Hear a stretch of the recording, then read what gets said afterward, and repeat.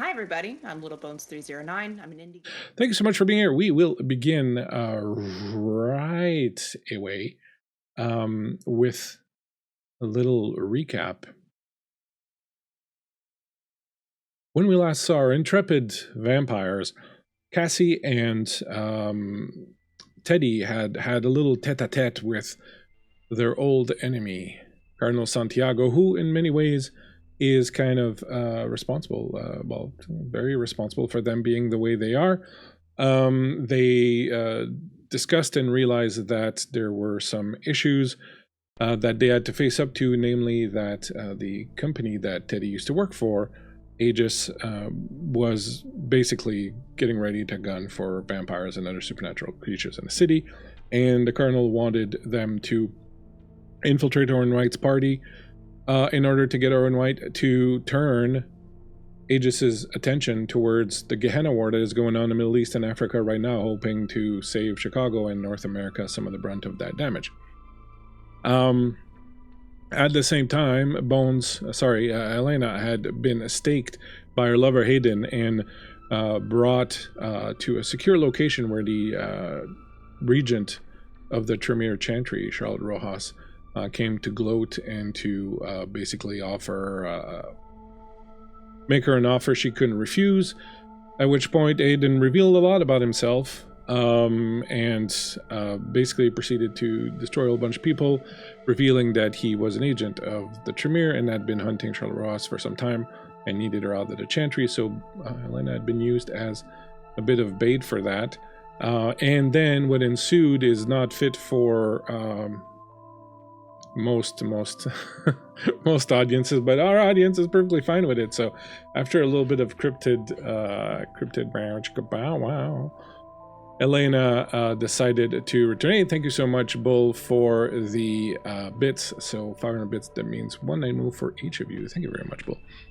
After a little bit about Chikabawa, you decided to return and offer your help to your friends, Teddy and Cassie. Meanwhile, Teddy found out that an old frenemy of hers, April, a young woman whom she'd embraced while she was on the verge of death some time ago, you can watch it all in the Coyote one-shot, had returned and was working for Aegis and had captured both Nora, who was Teddy's mentor, and Owen, who was Teddy's former driver slash bodyguard slash who knows what else he is. It's complicated.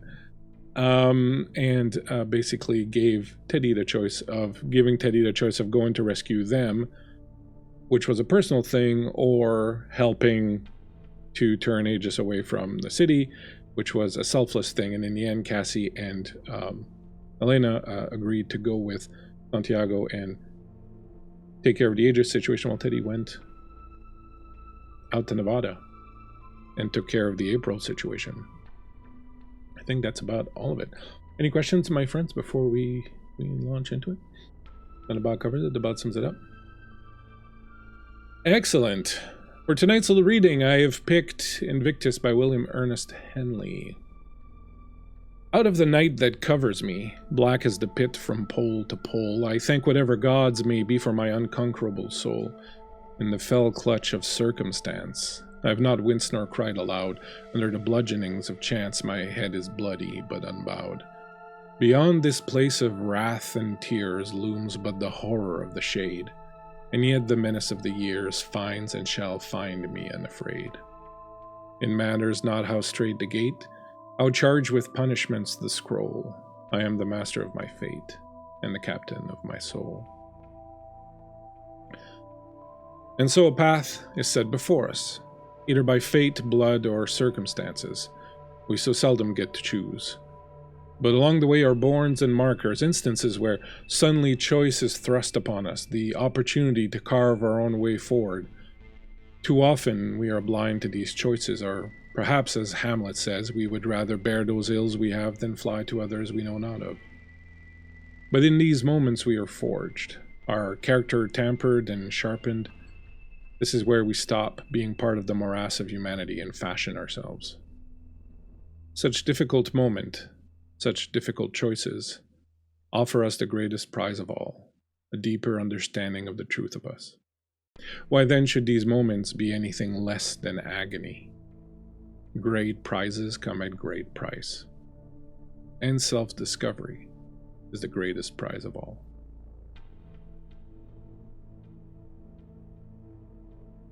As we begin, Helena, you have reached out to Hayden. What have you told Hayden exactly about what's going on and what you need from him? That is a great question. Great question.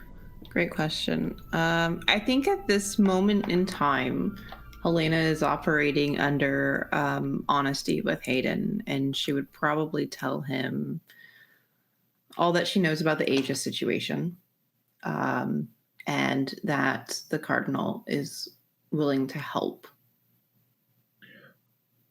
Have you discussed Aegis or anything like that with Hayden before? Well, he would know about the situation out at the end of last season, you know. Right. So he would know of like their involvement with you and the others, but not necessarily like the big shebang that's going on now. No, this would be not a text, probably not a phone call, probably can I come over and talk to you? So you did that, you went over, he was busy for a while and you couldn't see him right away, but eventually he came to see you, and when he did, he was covered in blood from head to toe and said he'd been taking care of the bodies in the room where you had last seen him.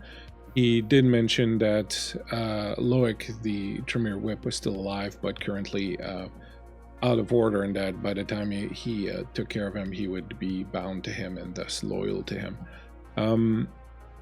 He'll kind of do that scary thing when he's really concerned and worried about something, where he kind of gives no emotion away whatsoever and is kind of very cold and sort of shut down.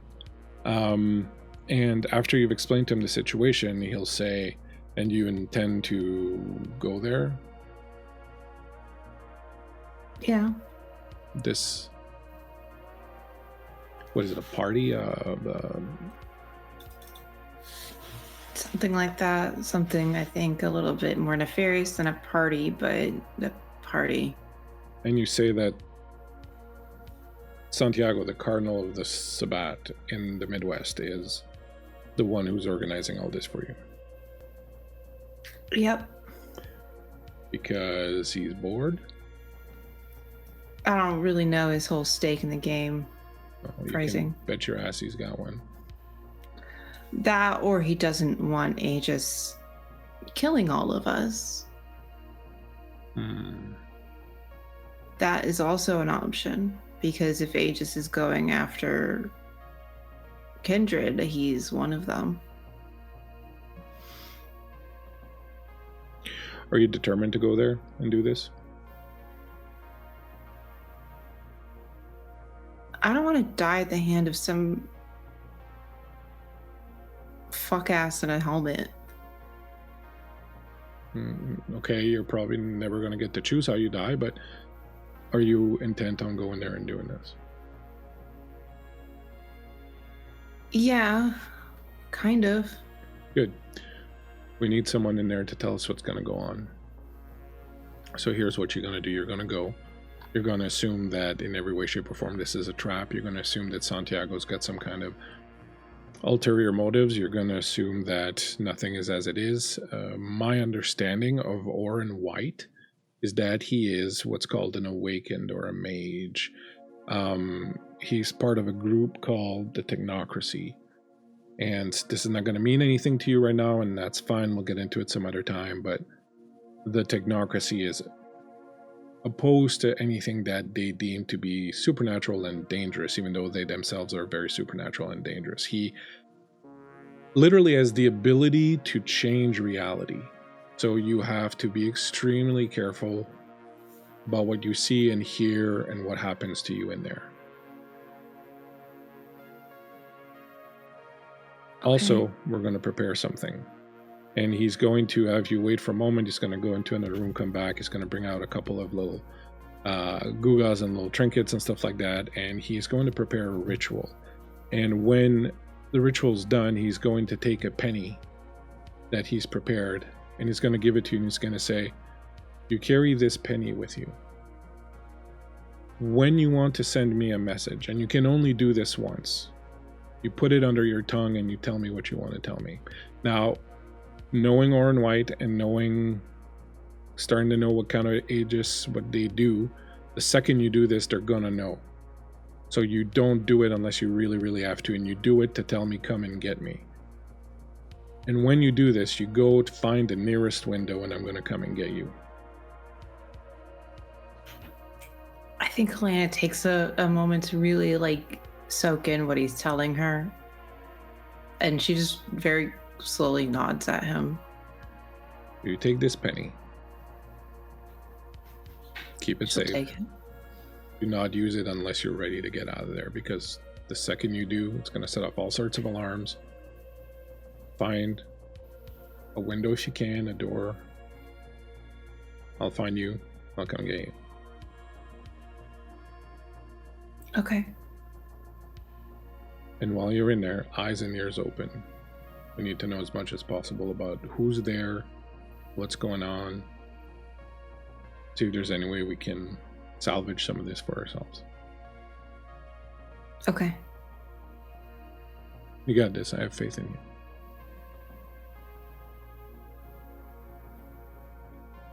Thanks. I wasn't all that scared before. Now I'm a little bit terrified, Hayden. Good. You are entering a situation, a conflict that involves a Cardinal of the Sabbat who, as best as I can tell, is over 1,000 years old, a member of the theocracy, and who knows what the fuck else is going to be in there. You are literally a canapé at an 8-course meal. So keep that in mind. Act like a canapé. Don't make anyone interested in you. Don't make anyone want to eat you. Don't look better than any of the other canapés. Just be there still on the plate at the end of the dinner when everyone has fucking left the room. All right. Yeah, I can do that. I'll have Cassie with me. Jury's still out on whether that's a good thing or a bad thing, but I guess we're going to find out. What do you mean by that? Cassie's a Malkavian. Could be a great help, could be the worst thing possible. It's like going into a conflict with a hand grenade with the pin pulled out. Like, who knows what's going to happen? Well, we're still hoping that she's got a good arm. Teddy's not going? No, there's a problem. Some girl she sired has a couple people important to her. She's got to take care of that. Well, so not only should the Oblerist, she sired a child without permission from the prince. He's racking him up. Can you do me one last favor? Of course. I don't know how far your reach goes, but do you think that you could maybe keep an eye out for her? Don't interfere unless needed, but... No offense to you, Helena, but of the little coterie of yours, Teddy's the one I'm least worried about. I know. I just want to make sure there's still eyes on her. I can't promise, but I'll see what I can do. Thanks. Yeah. Be careful. I will. Cassie, what are your preparations before going to meet Santiago and getting a lift to the party, so to speak? Cassie's gonna try and seek out Verena. How do you go about doing that? I don't know why, but Cassie feels like maybe leaving a large hunk of a body part on like the balcony might summon Verena.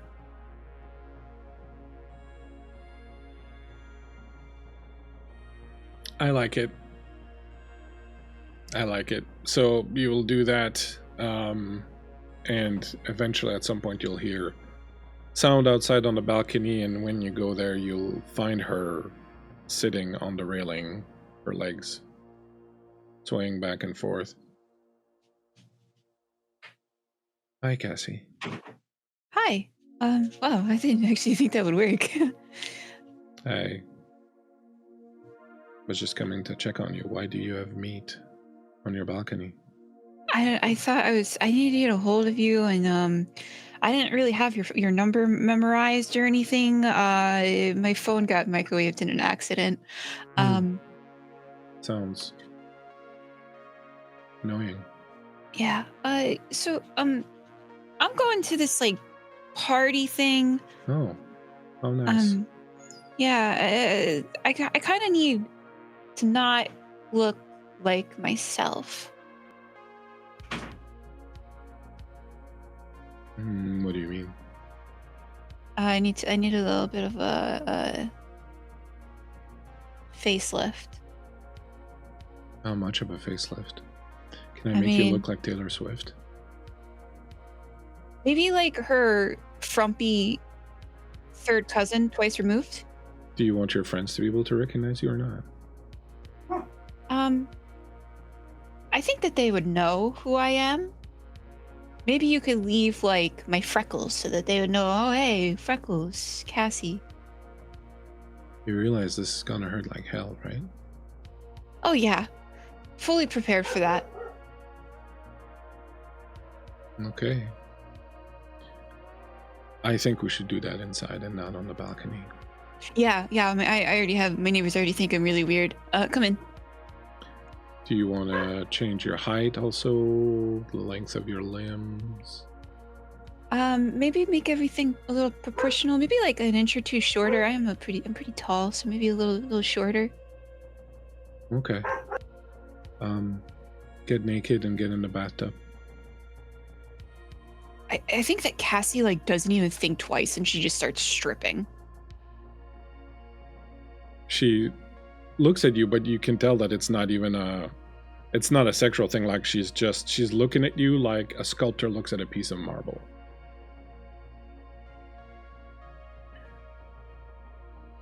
Get in the bathtub. Do you want to bite down on something? It's gonna really hurt. Oh, I have an idea. I'll do the mouth last. And she presses your lips together and you feel your mouth sealing.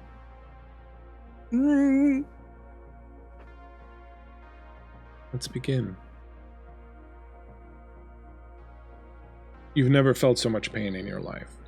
She is literally sculpting your bones and your flesh. She is very attentive to detail. She talks you through it. She, kind of warns you before something big is going to happen. She takes your attention away when she does something. And it really is, it's not like a plastic surgeon. It's really like an artist's approach, like to, making a sculpture sort of thing. You feel your bones snap and reshape and lengthen. You feel the muscles in your body contract or rip and reform themselves. I'm going to ask you to give me a courage roll. So you're going to roll a number of dice equal to your courage. You're going to be looking for 8s. Big bones, because you're little bones. Hey, Kurt, thank you so much for the major dono, dropping 1,500 bits, so 3 night moves for everybody. Thanks, Kurt. Thank you, Kurt. That's going to be 2 successes. You don't pass out. And I'm going to say that at least for a while. this is going to do something weird to your psyche. Because you're a Malkavian, it's going to reach some part of you that was kind of hidden, and it's going to kind of bring it out to the light a little bit. And for the next little while, you are going to be interested in pain. You're going to enjoy pain. You're going to be kind of somewhat of a masochist a little bit as a derangement that's going to kind of come through as a Malkavian. You can overcome it with a willpower if you want, but for a certain amount of time now, you're going to be seeking out that physical pain a little bit, kind of like when you get a tattoo and then after that you kind of get addicted to it. It's kind of that. I don't know anything about that. That you're feeling. When she's done, she steps back and she goes,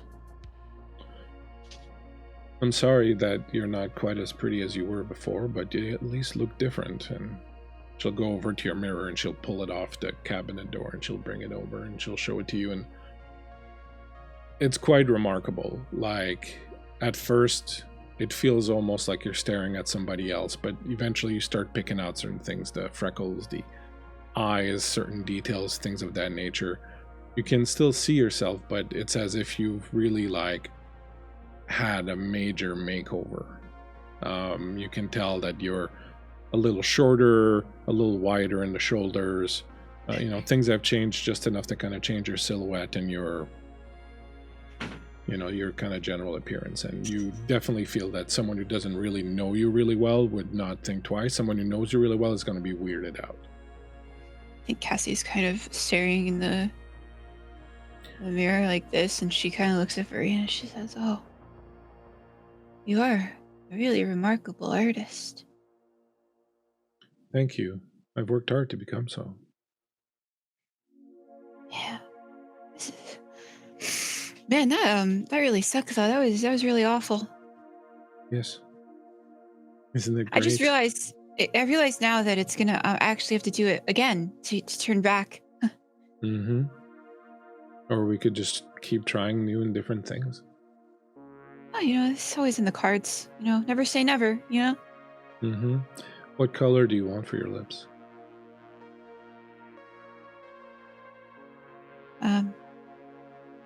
She thinks for a moment.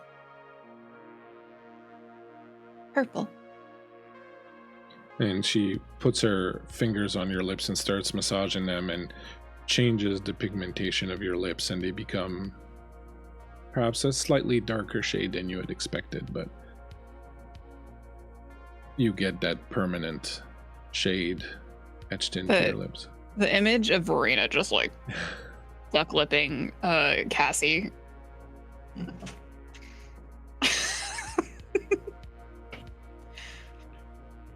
Where are you going? Where is this party? It's actually like some sort of Aegis party. Well, that sounds boring. Yeah, they want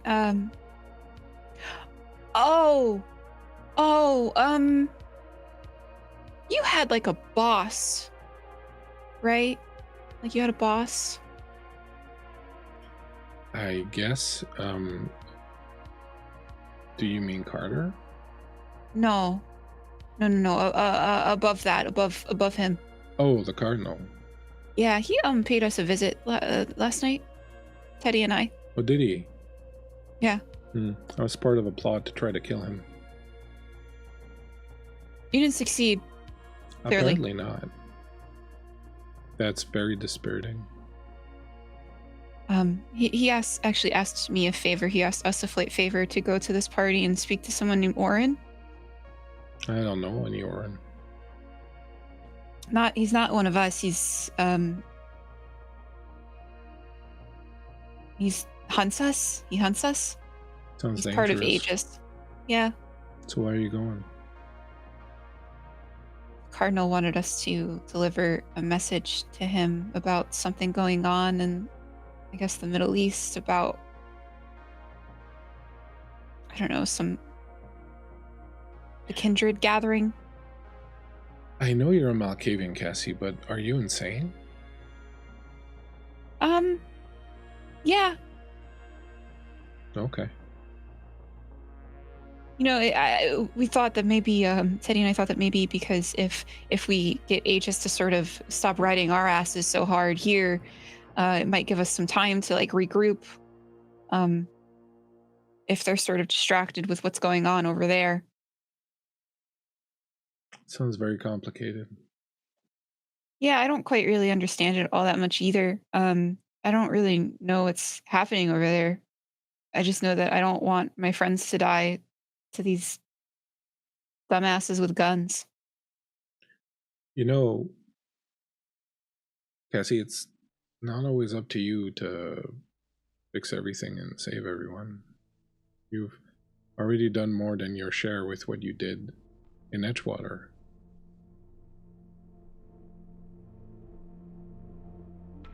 Yeah, but like if not me, then who? Someone else?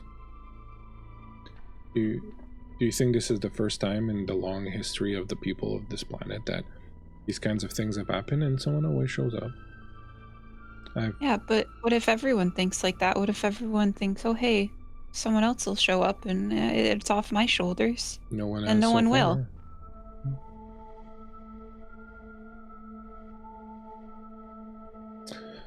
I don't know. You do you. I just think that it's probably way more dangerous than you expect. Yeah, but I feel like this is just something I have to do. I feel like it's something that... And it's not just for me, it's for everyone. It's for everyone I know. It's for Teddy and Helena and you.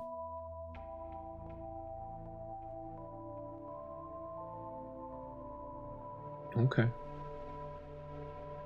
Is there anything else I can do to help? Maybe just send me some good vibes. I don't have any of those. Oh.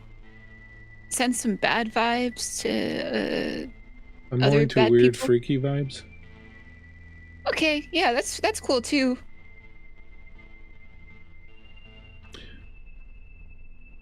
Okay, in the story, this is normally where one person kisses the other, but I don't think we should do that because I don't think that I'm prepared for anything like that. And if you're gonna die tonight, I think it would be very terrible to, I've gone out on that branch for the first time in a very long time, and just to see it break under me. So I'm just gonna, not do that, and I'm gonna stay here and just, wait to see if you come back. Okay, cool. And then maybe... Never mind. Okay, thank you. I'm gonna get dressed now. I'm still naked. Hey, come here. Yeah? Give me your hand. She takes your hand, and you feel again some of the bones and things kind of moving in there, and it hurts again, but this time you're kind of enjoying it, which is kind of odd. And she makes a little slit in your palm that's almost invisible. And then she shows you, like, if you twist your arm a certain way and bend it back, you get a little shard of bone that sticks out and protrudes. It's my hidden blade. It's like Assassin's Creed. Yeah. I think Cassie's like kind of fascinated with it. Oh, this is cool. So if you're gonna use it, you want to hit yourself right here and then kind of just cut all the way across as much as you can, and then just let yourself bleed down. Cool. Yeah. I could also like use it on someone else, right? Like it's not just for my own throat. I hadn't thought of that. Yeah, I guess you could do that. I feel like what you're suggesting is like a plan like C. If you like. It's still up there. It's still up there. It's okay. So start here, go. Okay, got it. Yeah. All right. Before this becomes awkward. Yeah, that would be crazy if something becomes awkward. It's definitely didn't already happen. She turns around and just walks out. Okay, bye. She comes back. Bye. And she turns around and leaves.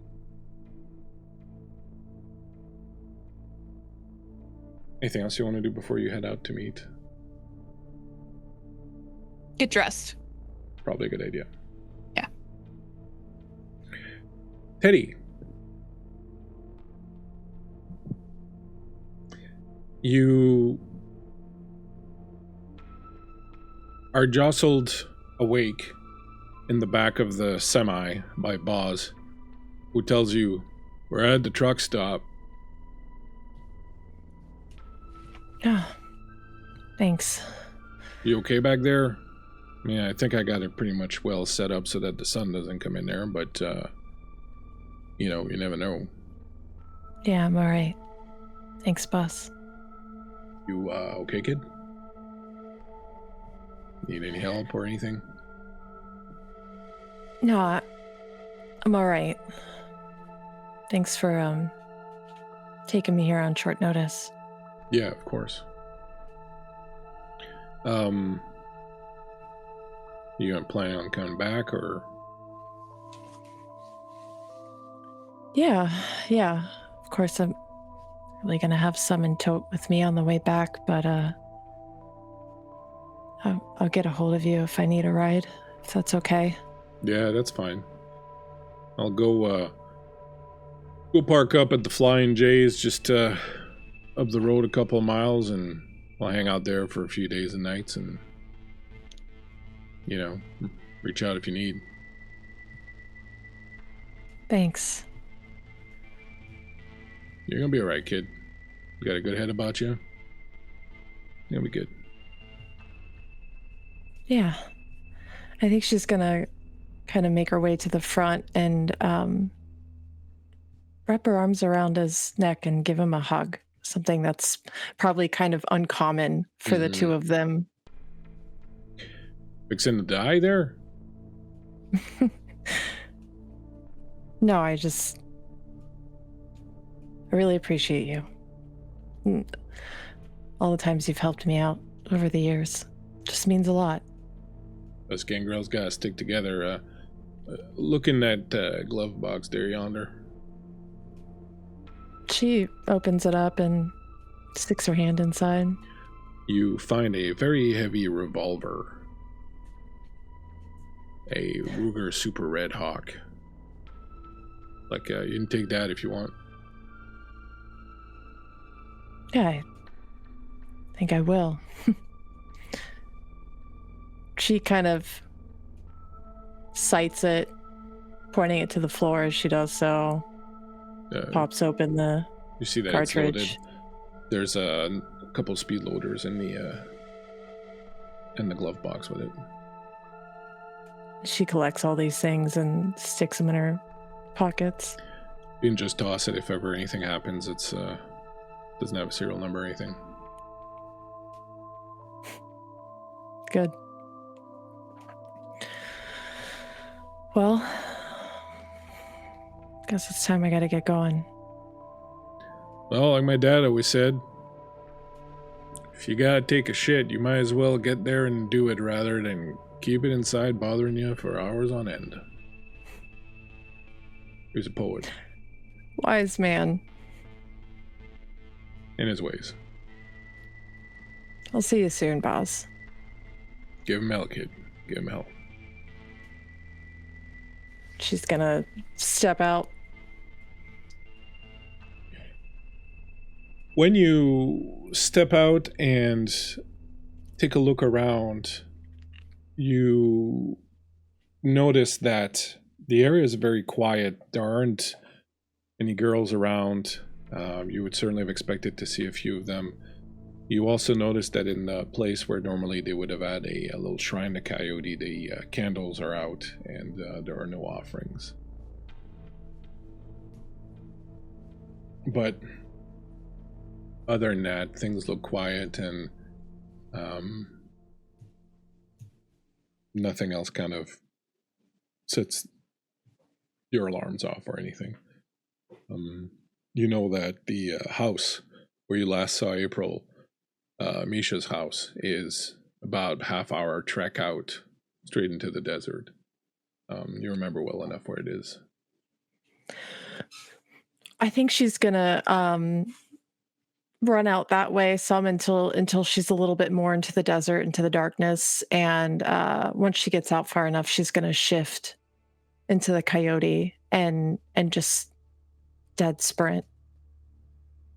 You, as always, find the sudden sense of liberty and freedom that comes with shifting and running off into the desert to be welcome balm to everything else that's been kind of haunting you and all the stress and everything else that you've been feeling. But you also remember the last time you were out here, the night that you saved April from a bad trucker, and that you decided to embrace her. You remember meeting the priest, Misha, who was kind of against the whole idea of that, but you embraced her and you saved her life. And later on at his ranch, you had a discussion about God and morality with the two of them. And when you woke up the next morning, April had killed everyone in the ranch and left. That was the last you'd seen of her. Heading out into the desert now, heading towards the ranch where you know she's waiting with Owen and Nora. What's going through your head? What are you thinking? How do you think you want to approach this?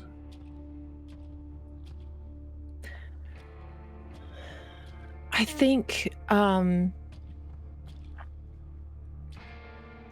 her thought is to just get there as quickly as possible. For some reason in her mind, April herself doesn't pose some great challenge to her. But I think there's a part of her that is scared to see April again face to face and to have to make yet another decision for her that is going to be the last time she has to make a decision for her. And I also, in this moment of freedom, of running in the desert as the coyote, she loses herself in that for a minute, just to let all the stress fall away. And I think as she does so, she's howling and yelping like a coyote as she's running. As you do that, you start hearing the call of other coyotes answering nearby, and after a little while, as you're nearing the house, you start seeing that there's one that's kind of parallel, keeping track with you and sort of running and matching you as you go along. And when you pull up a little bit and let them approach you, you recognize Ruka, who's one of the coyotes in this area that you've met before. She approaches you kind of gingerly a little bit at first, and then when she's nearer, she says, "There's a dark cloud following you.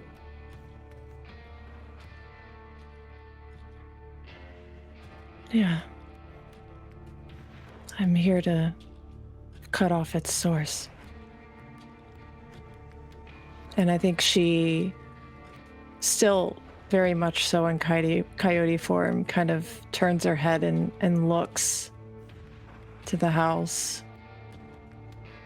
You've been here before."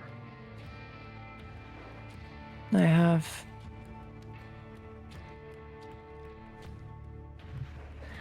I thought you were here. There was the smell of you on the wind, but I guess it was something else. My child. You know, sometimes they don't quite turn out how you want them to. You gotta put them in their place. And you hear in the back of your head, "Ain't that the goddamn truth?" I think she kind of like shakes her head at that and growls. I have a few wayward cubs of my own, but nothing this bad. I'll round up some of the others if you need help. You call out. Of course. Thank you. And then she's gonna pad silently to the house. As you do, you hear in the back of your head, don't fall too far down that trap of talking to animals more than you talk to human beings. I mean, don't get me wrong, human beings are fucking animals also, especially our kind, but you go too far down that hole of talking to them four-legged ones and you find yourself becoming more and more like one until, you know, every last little bit of who you were is gone and you're just a four-legged flea bag running around out in the desert and lifting a leg to piss and rutting in the fucking bushes. I think she is using every ounce of her willpower now to not react to Carter's voice in her head. And on top of that, to almost try and suppress it, to remember what Cassie had told her back in the apartment, that he's nothing more than a construct in her mind, an idea that she created. And she's kind of using that to combat him and suppress him. After a moment, all you hear is the sound of a can of beer being cracked open. Bastard. You approach the house and it's dark and it's very similar to the way you left it the last time. It doesn't look like anyone's really been here, except that you do see tracks now in the sand of various vehicles having come and gone. I'm going to ask you to go ahead and make an awareness roll. You can use your you have acute senses. Mm-hmm. So we'll reduce your difficulty by 2. So it'll be sorry, not awareness, but Alertness. Alertness and perception. Okay. And your targets are going to be we'll say with the -2 will be 6. Okay.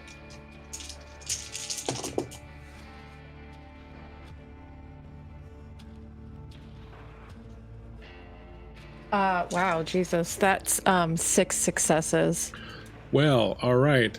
So first of all, I also wanted to say we'll assume that you would have fed to your max, so you can have your max would pull -1 because you would have needed 1 to wake up. So you can have your max -1. You do not pick up the scent of any other humans except for Owen. You're pretty certain that there are no agents of Aegis around here. You do pick up Nora's scent, you pick up the scent of blood, you pick up the scent of April, and you also pick up a couple of other scents, other kindreds. There are at least a few more here. Okay. Can I tell the direction of where the scent of Owen is coming from? Yeah, pretty much everything is through the main house. Okay. I think she's gonna start kind of patting very quietly. She's definitely trying to sneak into the house, and she's searching for Owen. So give me a stealth and dexterity. Okay. It's going to be an opposed roll, so I'm going to roll also. Your target's going to be 6s.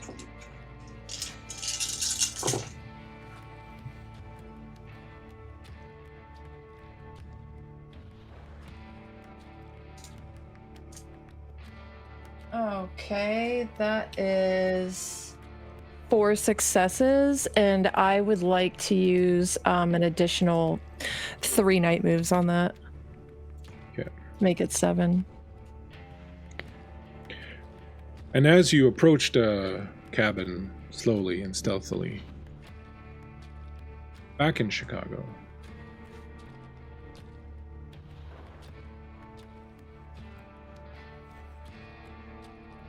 how do you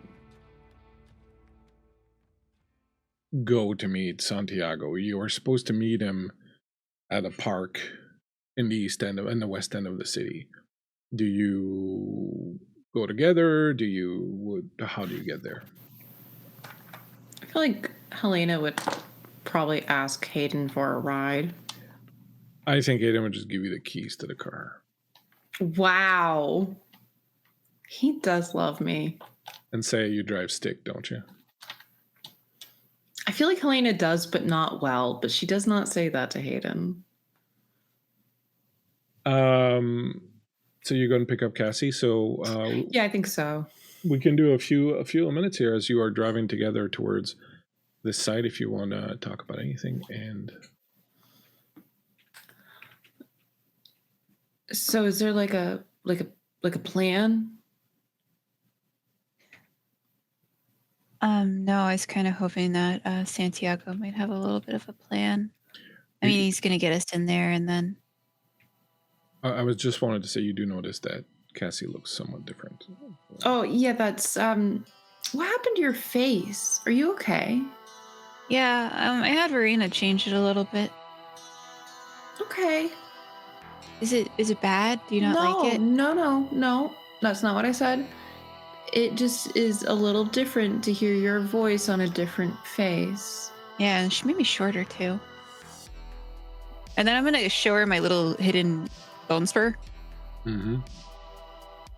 I think Helena kind of quietly says, and he gave me a fucking lucky penny. Who gave you a penny? Hayden. Oh, I mean, that was nice of him. He told me that like he loves me, like for real told me. So you know what? And he's letting me drive the car, and I feel like she like stalls out just at that very moment. His gears are gonna get fucked. That's not really my problem. I don't know how much money Hayden has, but I don't think he is all that worried about this car. Yeah, he did. Never mind. Yeah. I think it's fine. You're doing great. She like starts the car back up and gets it back into gear. I feel like she's done this like twice prior throughout this drive already. Helena, I want to say something. Because we could die here. I don't want you to think that like I'm like against you or like I'm like your enemy or anything. I know like last night I came off maybe a little defensive and everything. It's just I want to make sure that like I want to make sure you're okay. Yeah, I'm okay. I'm not hurting anybody who doesn't deserve it. You know that, right? I just know how things get sometimes where I don't know, sometimes you just feel powerful, you feel indestructible. You feel like you could just do anything with no consequence. I was like that for a really long time where I just did things without thinking about other people and who I hurt. I don't want you to have any regrets like I did. Like I do. Can I tell you something? Yeah. Back when I first met Bahari,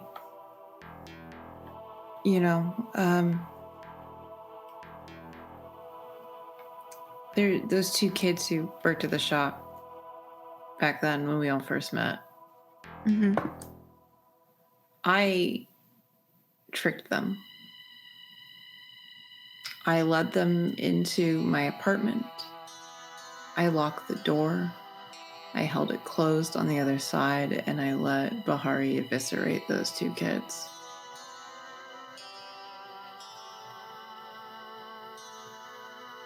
And I think something broke inside of me in that very moment.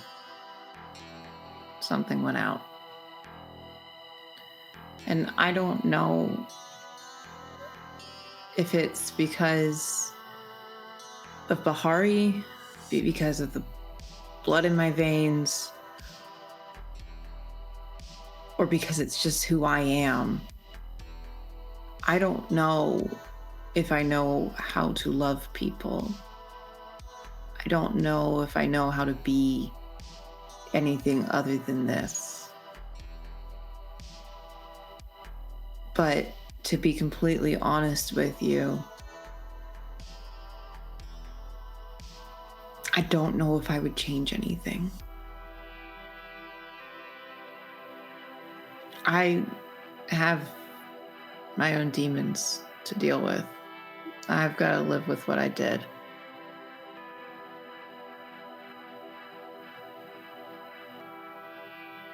But I'm not anything more than what I am.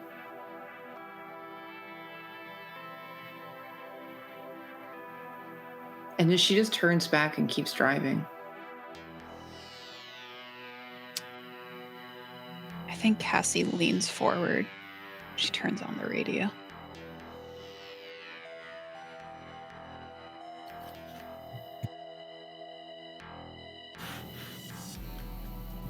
Thank you so much, Phoenixy Wacky, for the raid. Really appreciate you. We're playing Vampire the Masquerade here tonight. Thank you, mate. Bringing your people over. Hope you had a good game tonight. Hope you had fun.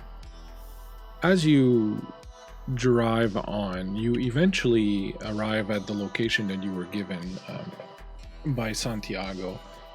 It's just kind of a little, you pull over and it's one of those little kind of rest areas.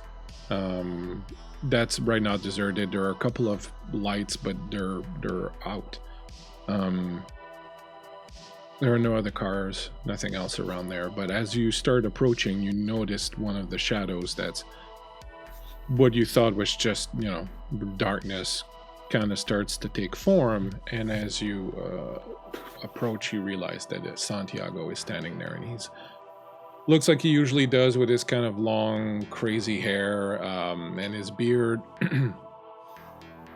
But he's got like a long black trench coat over his kind of monkish robes.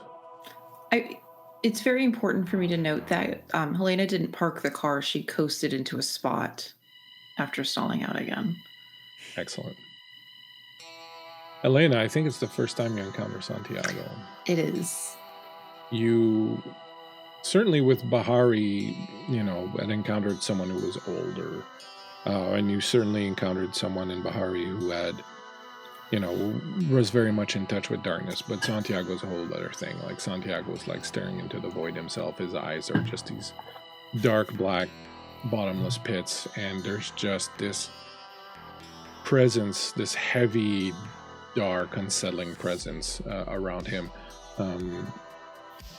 I'm trying to think who else your character has met, but I don't think you've met another vampire. Well, Charlotte Rojas is the only other one that you met that was kind of comparable as far as like the weight of age and power.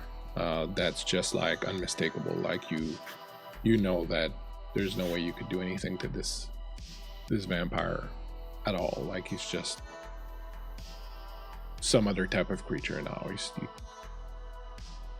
He's got the weight of epics behind him, and that's kind of scary even for someone like you who's, been near the darkness. As you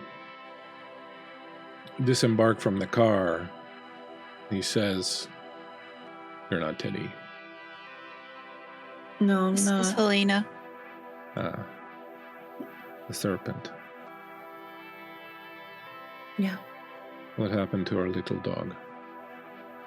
She had something to take care of. Something more important than this? Something very important to her. Well, that's a pity. Nonetheless, I'm sure you will do well. In any case, this is not the kind of thing where combat prowess is of much use. If you get into a fight inside Oren White's home, you've already lost. This will require a little bit more subtlety, and perhaps it is a good thing that they've brought the snake. Subtle is Helena's middle name. For Excellent, sure. then. Everything should turn out perfectly fine, then. Mhm. You still want to do this? I'm here, aren't I? Come along. And he starts walking kind of up the hill into the woods. And as he's walking, I'll say, my brethren, those of my blood, some of us practice a type of sorcery called abyss mysticism. There's a window into the abyss itself, that great and terrible unknown that lies at the center of creation. It's not just the absence of light, but the absence of everything, really, and it lurks in every shadow. We don't really understand its purpose, but we do know that this is where our powers come from. One of the things that some of us have learned to do is create a little place where we can go and confront the abyss, confront the darkness, confront the void, and learn to accept it and perhaps to master it. We will be using this place to get into Oren White's home. It's called the Noubliette. As you crest the mountain, you see on the other side, in a little valley near a lake, there is this tall, ostentatious cabin home. It's not clear what it is.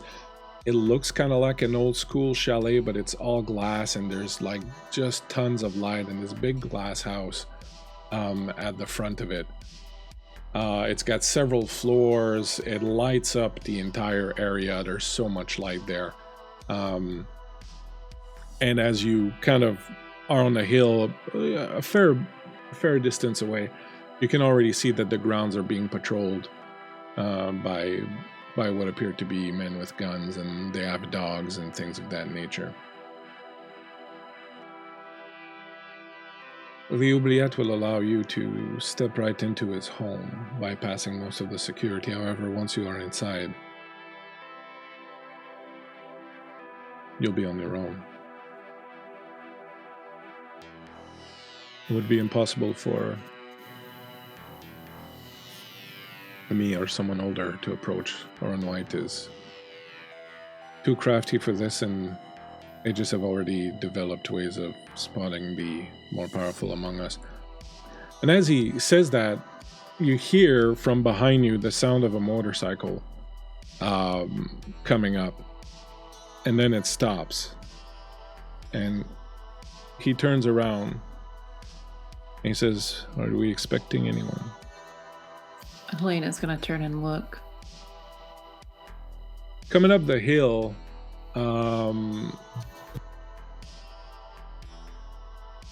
behind you from the parking lot, you see a figure that you recognize. You see Lee coming up. And as he approaches, he says that he said the two of you might need some help. Last time Helena saw Lee, they were not on very good terms. Mm-hmm. Are we good? You're not gonna leave me out to die if shit gets weird? That he said to come help you. I'm gonna listen to her this time. All right. I think she looks back at Cassie. Well, we got our plan.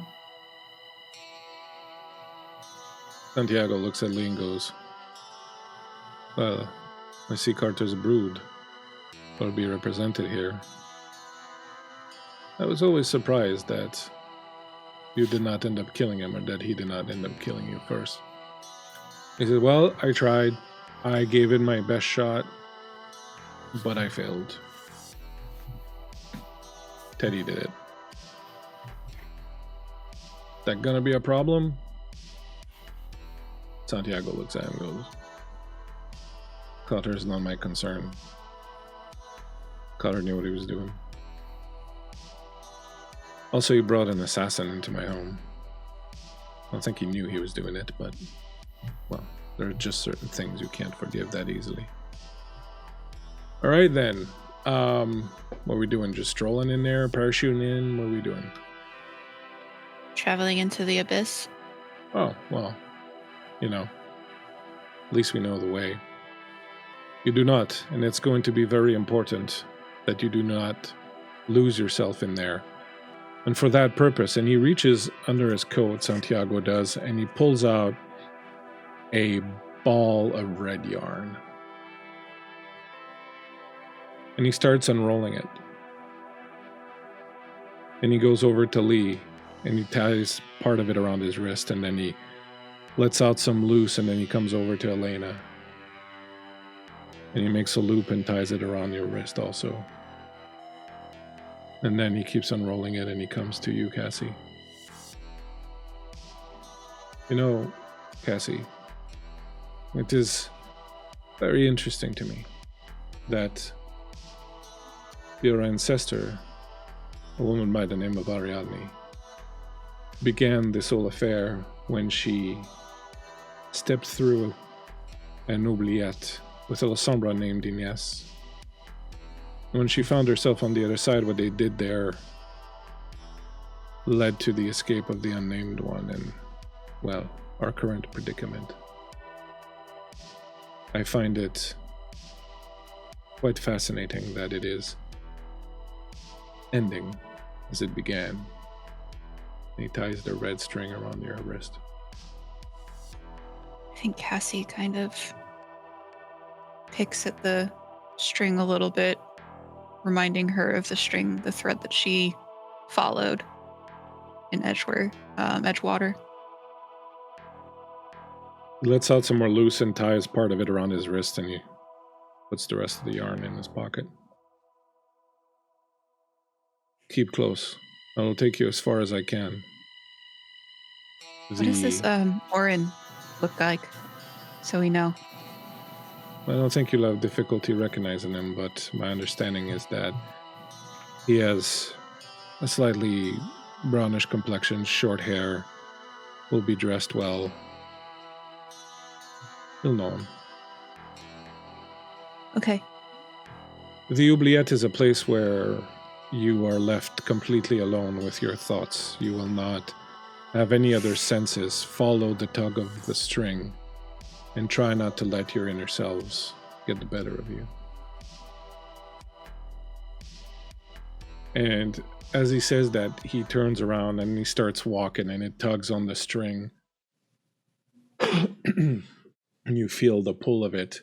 And as you step forward behind him, you find yourself slowly enshrouded in shadows that seem to emanate from underneath his robes, and they reach out and sort of cover you, and eventually, in moments, you see nothing, you hear nothing, you smell nothing. The only sensation you have is of the string tugging at your wrist. And this goes on for a while. You're walking in utter darkness. Give me a courage roll.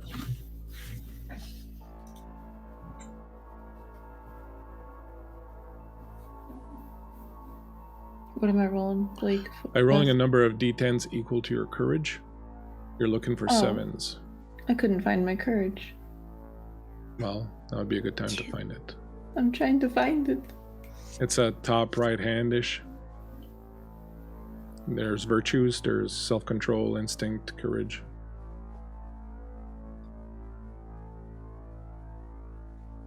I found it. All the way to the right hand, your courage is 4.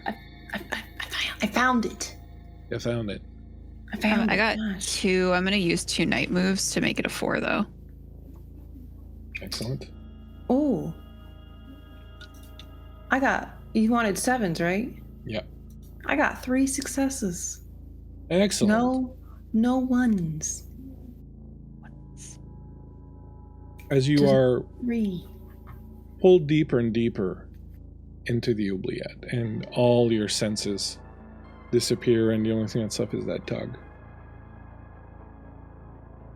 Helena, you've definitely not only felt the presence of darkness, you've hungered for it, you've sought it out, you've worshipped at its altar, really, in many ways, but this darkness that's here is wholly different than what you understand. You understand darkness as the little dark parts that are in the hearts of people and that make them do terrible things. Well, terrible, it's a matter of perspective, of course, but you understand darkness as a stain, as a mark of something unclean, something that can be used.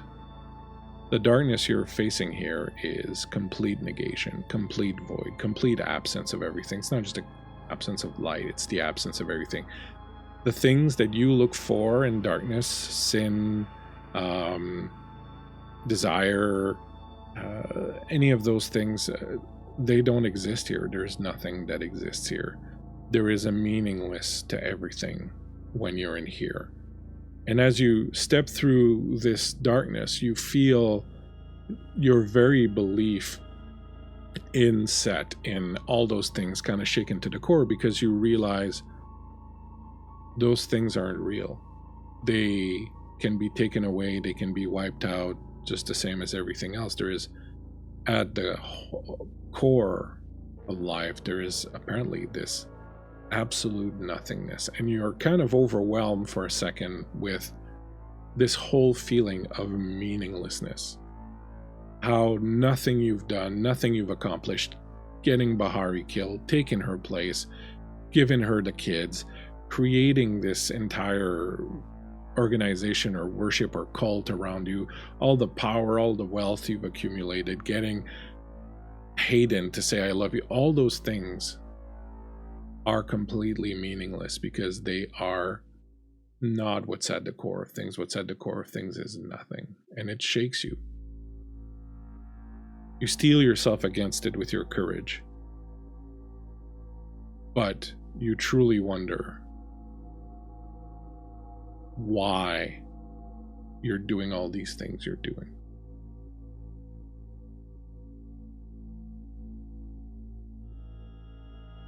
Cassie, as you're walking through this emptiness,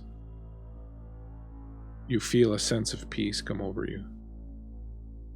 You've been harassed by ghosts, by overpowering sensations, by pain, by grief, by so many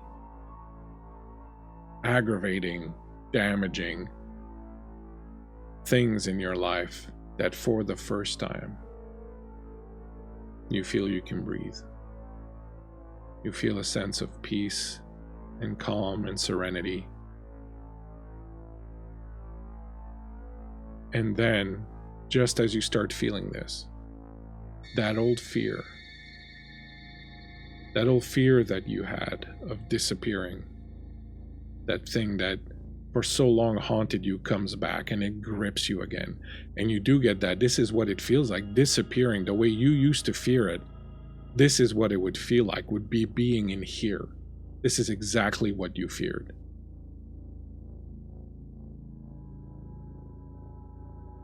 And yet, you're still here, you're still thinking. You're still moving forward, you're still feeling that tug on your wrist.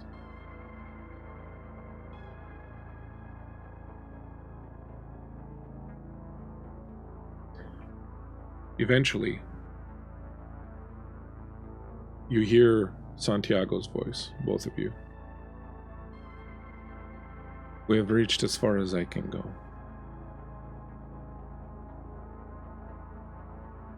From here on end, you'll have to make your own way. Find Oren White. Tell him what I told you exactly the way I told you to say it. The faith of so many of us rests in your hands. And just as you feel his presence receding, Cassie, you remember that thing you had in you at some point over your breastbone that the professor had supposedly removed, that he had put there, that Santiago had put there. You feel a sharp pain right where that used to be. As if you're a balloon and there's a little pinprick of a hole that's just open, and now there's, instead of air escaping from you, it's kind of being sucked in, and you kind of feel like there's some of that shadow and whatnot that's kind of filling you from the void, from the abyss.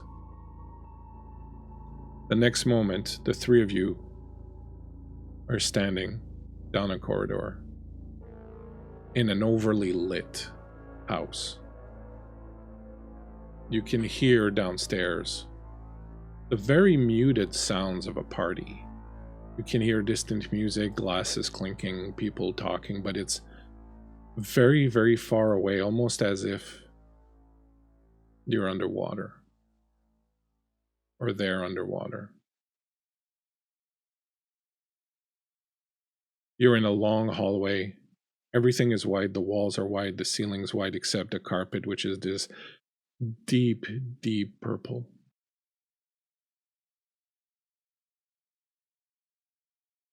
There are no windows, but there is a skylight. You realize you're on the top floor, somewhere in the inside of the building. He says, I'm fucking freaked out. I don't know about you guys, but I'm fucking freaked out. As long as I can find some windows, I think we'll be okay. You're worried about when we need some fresh air? I have a little bit of a failsafe. Well, that's great. Yeah. What are we looking for? Person? Or in white. Well, it's a party. There's probably going to be a lot of people. Is it just me, or does it sound like they're really fucking far away? Yeah, it's Water. weird. Yeah. Listen, we're not going to accomplish anything just sitting here. No, Is there like a specific direction to go, or is there like a choice? No, you're kind of at the end of a hallway, and you can see that the hallway goes on for a while, and then there's what looks like maybe a set of stairs that opens up that goes down, and then there's a door at the end of the hallway, at the other end. Cassie's just gonna start walking. You do note that she's kind of keeping to the edge of the hallway and she's tippy-toeing on the carpet. Did we try to hide or something? I want to know what's behind that door. Where are we hiding? There's nowhere to hide. It's an empty hallway. Aren't you a Malkavian? Yeah. Can't you just make us disappear? I would not advise her that. Listen, they might be able to, I don't know, sense our powers or something. Listen, Hayden told me that this Orin White guy is some fuck crazy shit. So let's keep power stuff withheld for now. Because they will sense it. We're just some regular schmegular guys here to attend a party. Yeah. At least I think they'll sense it. I don't know. It wasn't very clear. It's a lot. It was a lot to take in. Okay, fine. We're gonna mingle. I wish I'd worn something else. He didn't What is tell he me this wearing? was a party. He's just wearing, black jeans, his leather jacket as usual. Teddy didn't say this was some kind of fancy schmancy fucking affair. You look edgy.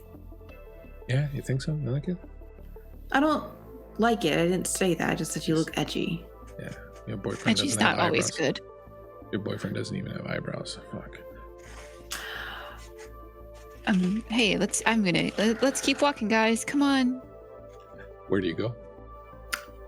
Helena's To the door. Yeah, Helena's going for that door. She wants to know what's behind that. You head up and reach for the door, and as you put your hand on the handle, somewhere in the Nevada desert, I know you're typing creep, but it's okay, you can finish. Somewhere in the Nevada desert, you, with your very good stealth roll. No, did you make a stealth roll? I did. It was very good. 7, that's right. You managed to make your way close to the house.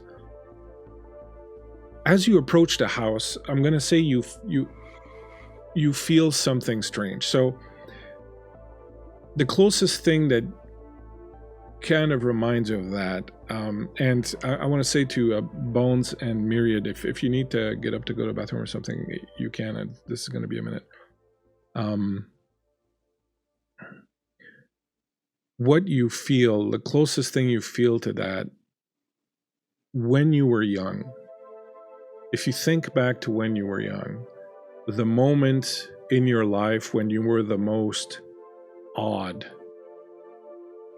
by God, by religion, by being in church, the time in your life where you felt the most like the presence of God was tangible. That is what you feel like as you approach the building.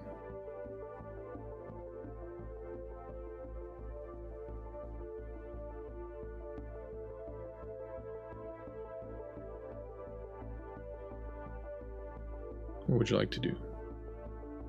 There are several windows, several doors. Yeah, is anything opened?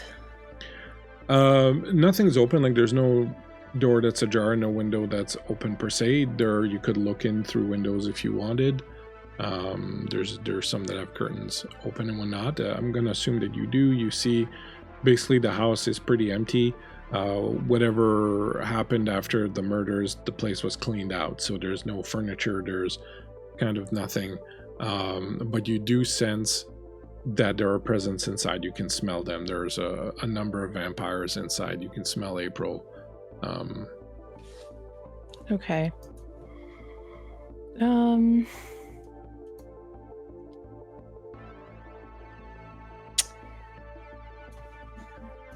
I am going to, at this point, shift out of the coyote, and back to my humanoid form. And I am also going to...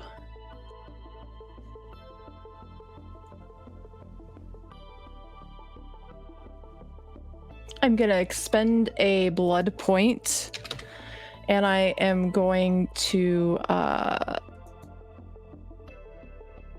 claws will slowly extend from her fingers, and I'm going to try and look into a window where there's maybe an empty room and try to open that window as quietly as possible. She really wants to get the jump on whatever's happening in here.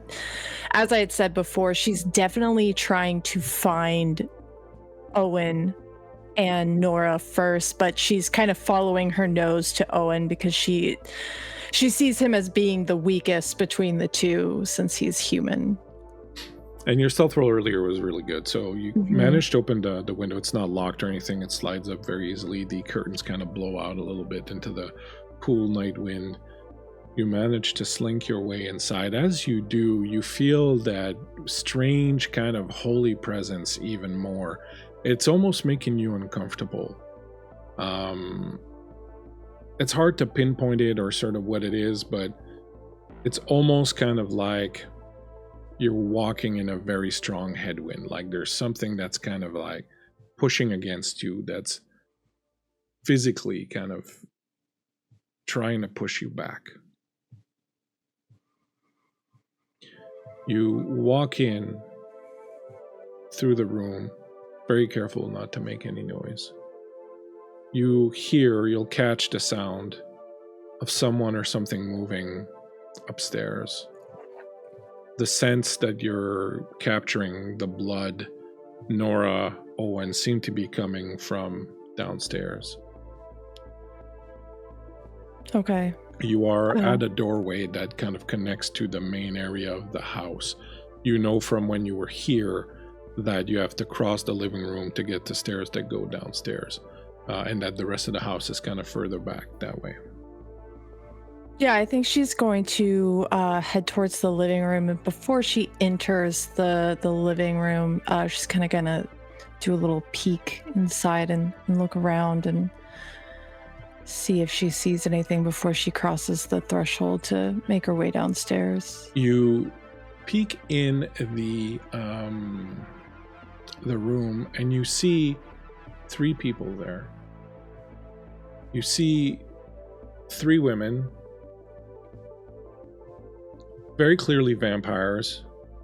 They seem to be kind of restless, fretting, trying not to make any noise, but they're not hiding.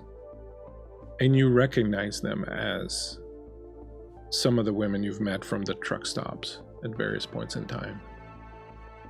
They look on the verge of frenzy. They look like they're starving. They're pacing, still trying not to make too much noise, but it's clear that, they're not very adept at what they're doing.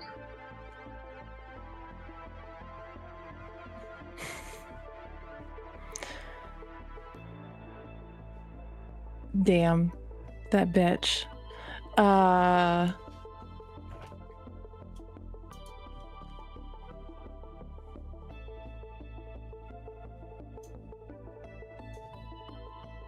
gonna try to sneak past him. It's gonna be super ultra difficult because they're in the room, but you're a vampire, so I'm very willing to give you a shot at it. So go ahead and make your roll. It's going to be an opposed roll against their alertness. I got a lot of dice for this roll, so what's your target is going to be 8 because they are in the room. 8. Okay. Yeah.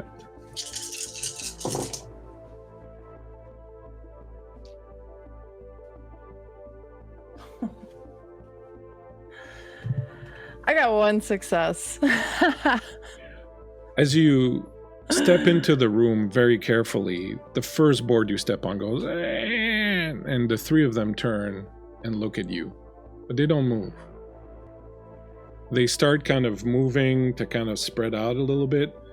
You can see claws growing on their hands, but you can tell that they're very hungry, but there's something kind of holding them back. And as they start spreading and kind of getting around you, they're not surrounding you because you're still kind of in the doorway. Bradley coming in with the drop, so 1,000 bits, so that's 2 night moves for everyone. And Wanderer's Haven, tossing a hail to Creep also for another night move. Thanks, Jeremy. As you step Brad. in to the room and hear the sound, and the 3 of them start moving around, you hear from down the hall, "Hello, Mother."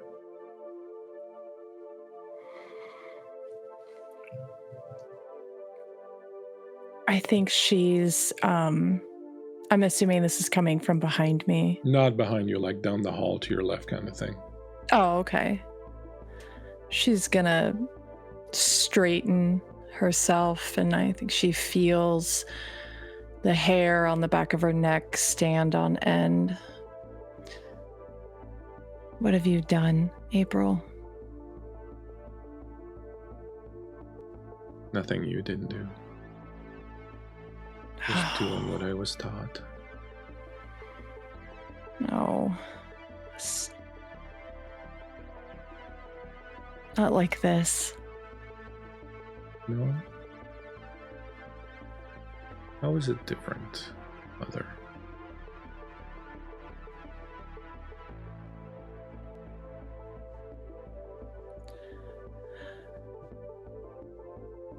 I made a mistake.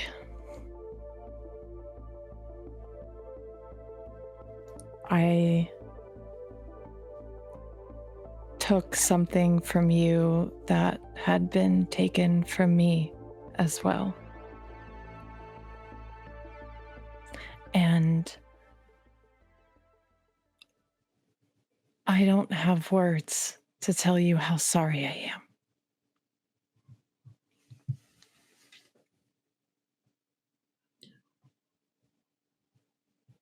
It doesn't really matter. I've been very lucky. I've been blessed. I've been touched. After we went our separate ways, I wandered in the desert 40 days and 40 nights. Well, it was more like 3 if we're being honest. I came upon a group of ranchers. They were killing coyotes. They'd rounded up all these coyotes, 12, 13 of them. An interesting number, I thought. And they had all their trucks around and their lights were on, and all these coyotes were in these like little quick pens that they'd made, and the ranchers were just shooting them, laughing. I sat there and I watched them do that for a little while and came to understand something. I came to understand that God was sending me. God was showing me what my purpose was.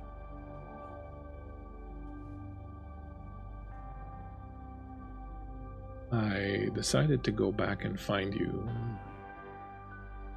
Didn't take long for it just to scoop me up on the streets of Chicago. But when I told them who had made me, they got really interested real fast. When I told them I was your daughter.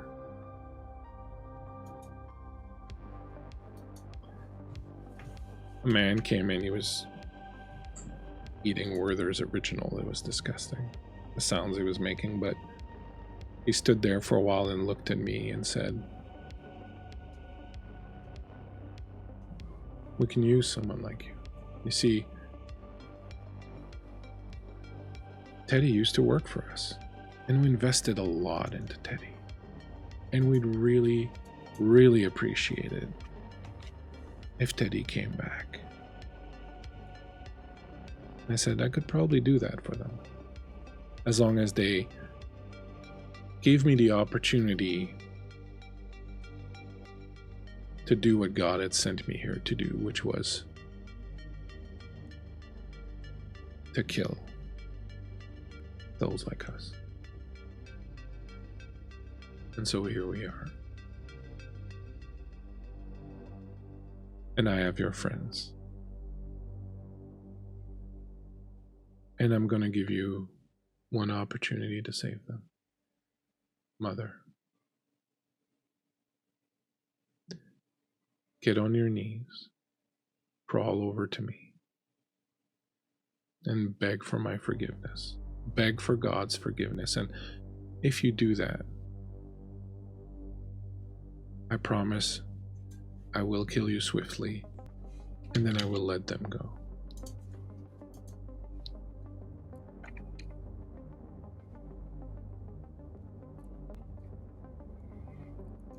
The three women to the side of me, they're hungry, right, Blake? Yeah. Also want to quick point out that Sithy just dropped another night move for everyone. Thank you, Sithy. Thanks, Sithy.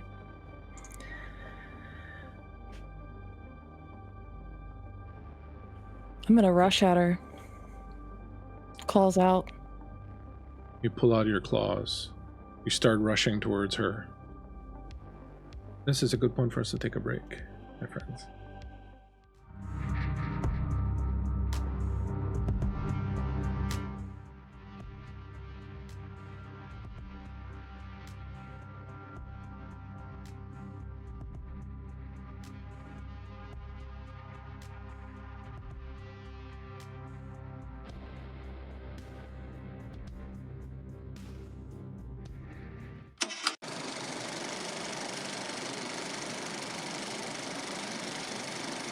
Hi, everybody. I'm LittleBones309. I'm an indie gamer here on Twitch, and I play TTRPGs around the web with all my friends.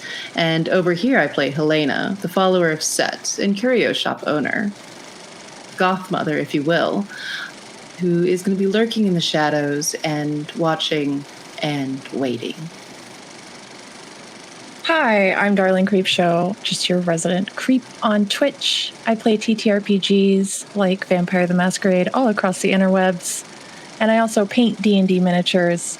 And tonight I'm playing Teddy, the gangrel in the gilded cage. Once a simple country girl, now turned woman of the world. Beautiful and manipulative, she knows exactly what she wants, how she wants it, and most importantly, what she's willing to do to get it. Hey, I'm Myriad, or Miri. I am a variety streamer here on twitch.tv/Myriad_X. I am playing Cassie Moore, a mercurial Malkavian who had been dealt a cruel hand in life and is hoping for a better one in undeath, whatever that may mean.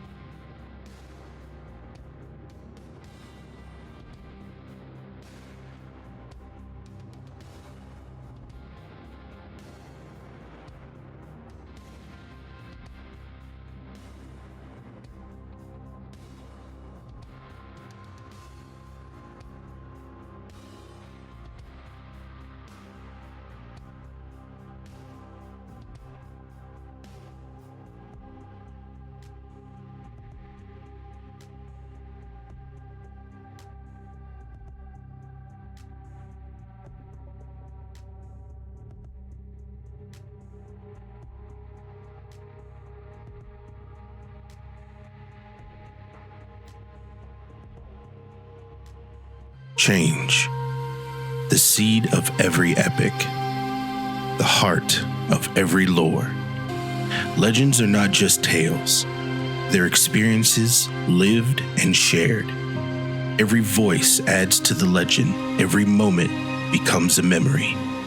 Folk and Myth.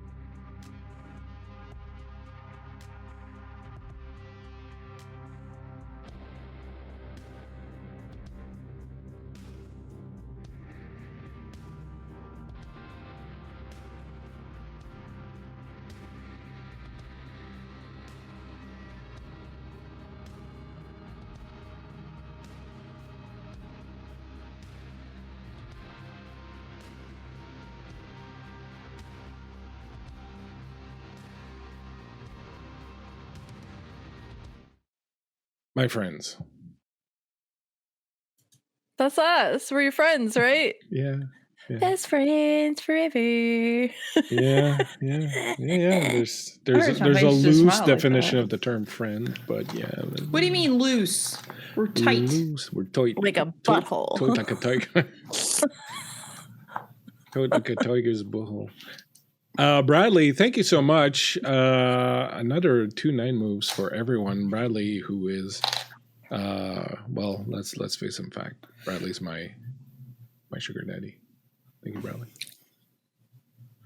Thanks, Brad. Gulp. Just before the break, Teddy had gone claws out and had decided to jump April. Meanwhile, back at the house, back at Warren White's house, the rest of you are busy trying to open a door in the room. In the house of Warren White, the man you're trying to meet. And as you reach for the door handle, Reach for the gun. What? you open the door and you are met by something you didn't quite expect. You open the door and the first thing that greets you is sunlight. Oh. Closing the door? Close the door. Close the door. Close the door. Close the door. The next thing you realize is that it's not hurting you. Oh. Leave the door Don't open. close the door. It's fine. You are staring into a very large room, at the center of which is a tree. The room itself is open to the rooftop, and there is a glorious clear blue sky up above with sunlight filtering in. There's a nice big creamy white leather couch, beautiful table, set of staircase that goes up to the rooftop, and this tree that appears to be growing there out of the room. Out of the floor, sorry. What do you do? Can we get an arborist? Can we identify this tree? It's some kind of, I don't know, giant oak. I don't know what it is. Oh. I don't know. I felt like the tree was important. Never mind. Do I see anybody in the room? You Signs do. of life. You do. Okay. Very interestingly, you see sitting on the couch and sort of turning with a certain amount of bewilderment towards you, a incredibly handsome Italian man. Fuck!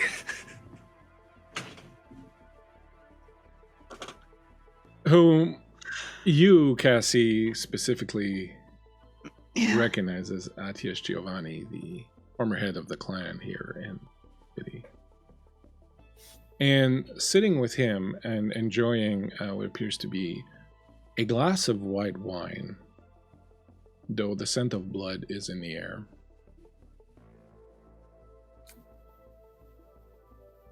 Is Lucia Calderon, the Ventru Prince of Chicago.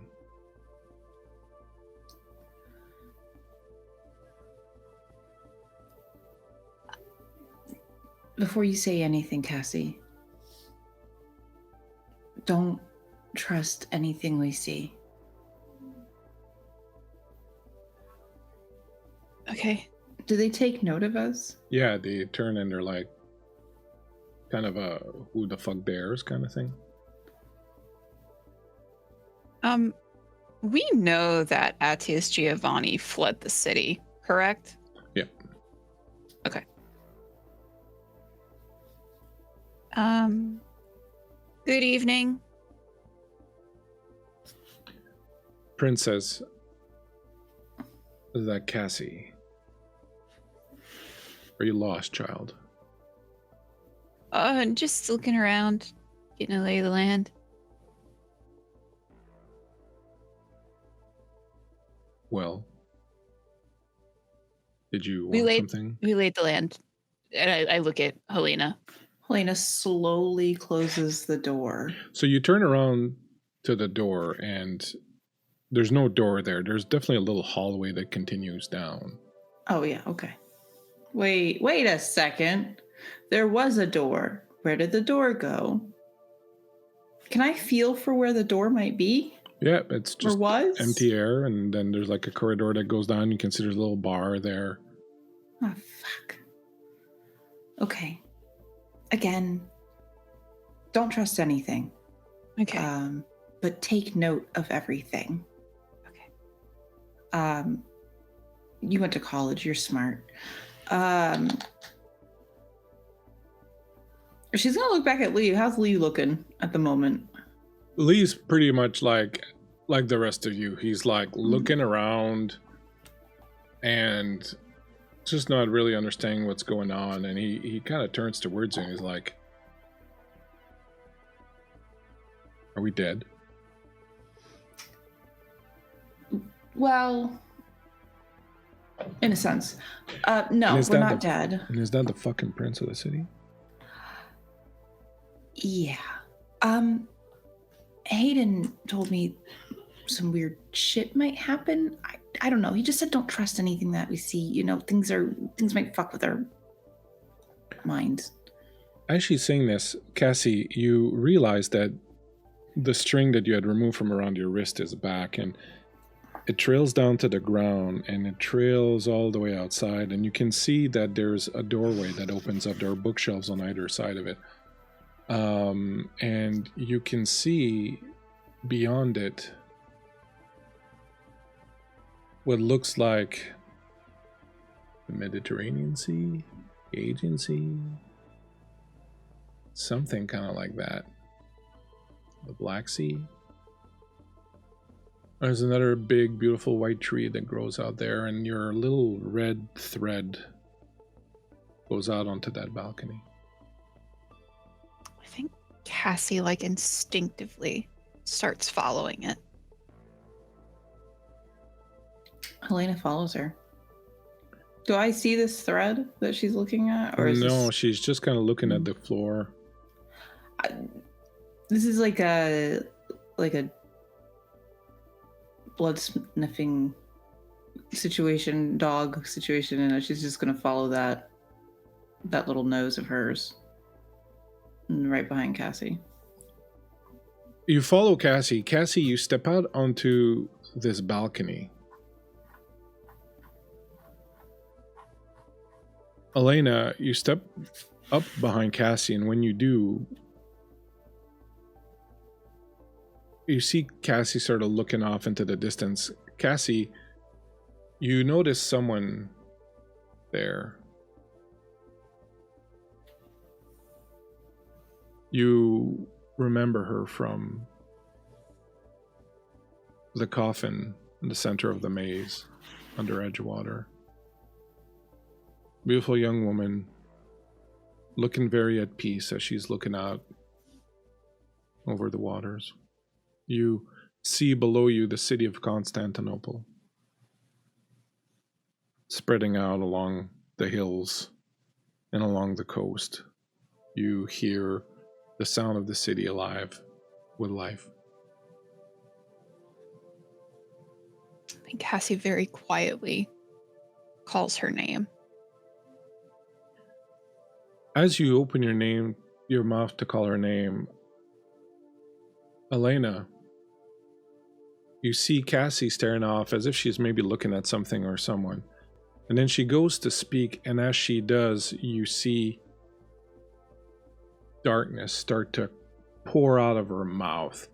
Literally, these dark tendrils of smoky, shadowy darkness start to pour out of her mouth and just drop onto the ground and start spreading around your feet.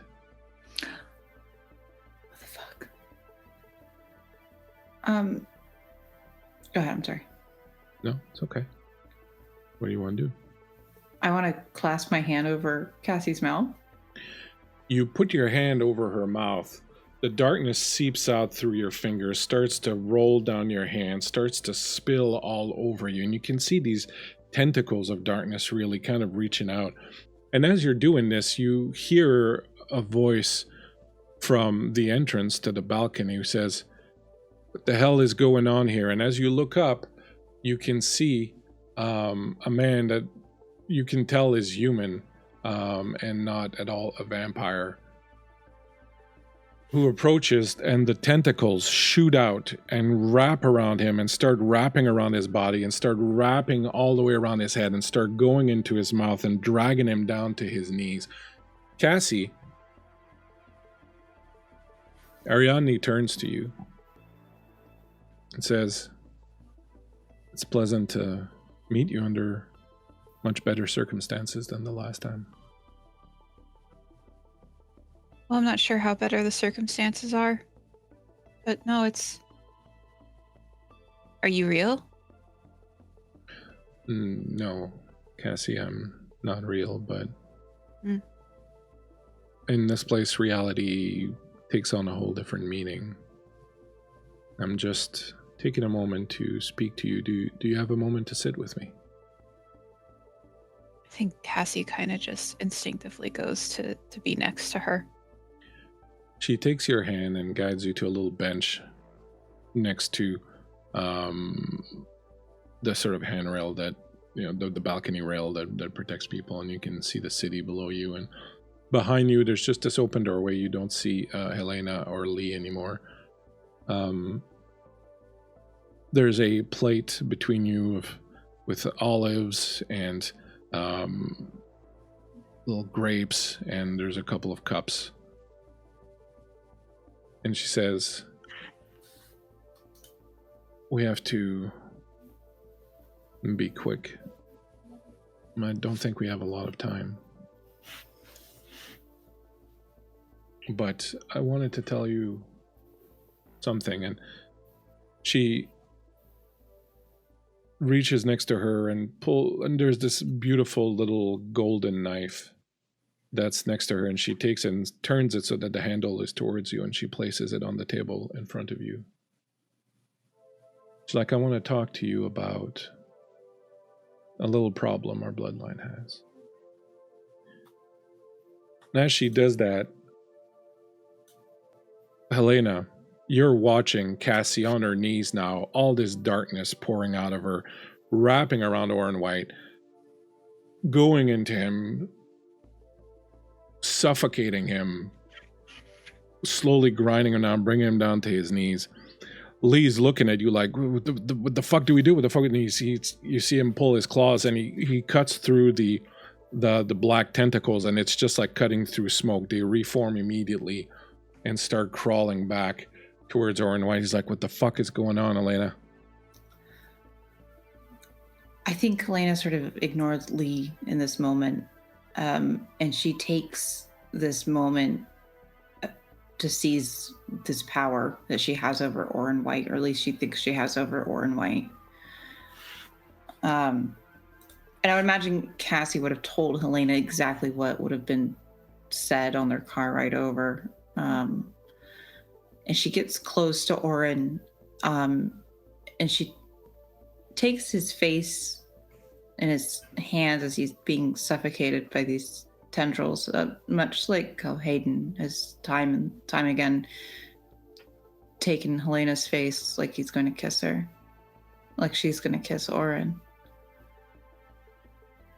Cathar Mountains, Pakistan, 1:37 a.m., October 6th. Methuselah named Enkidu. Tell him Medea sends her regards. He is important. You say this, and as you say this, you realize he's not hearing you, he's not understanding you, he's dying. And you also realize that if he dies, there is no way this mission can succeed. There is no way the message is going to get to Aegis. Can I... Oh, God. I'm really sorry, Cassie. Can I kick Cassie in the back of the head? You can definitely do that. You haul back to kick Cassie in the back of the head. Meanwhile, back on the ranch. You charge forward, claws out. April is just standing there, smiling at you. You can see claws are forming on her fingers also. Roll initiative, creep. That's a 10 plus my dexterity, right? It's your no, hold on. It's a D10 plus your dexterity plus your wits. Okay. And you'll have to give me a second. Ooh, hey, I just rolled max roll, so that's 17. Excellent.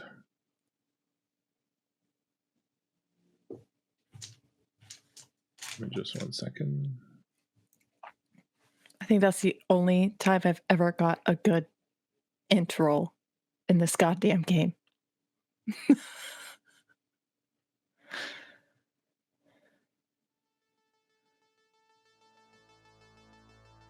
All right, let me get my dice.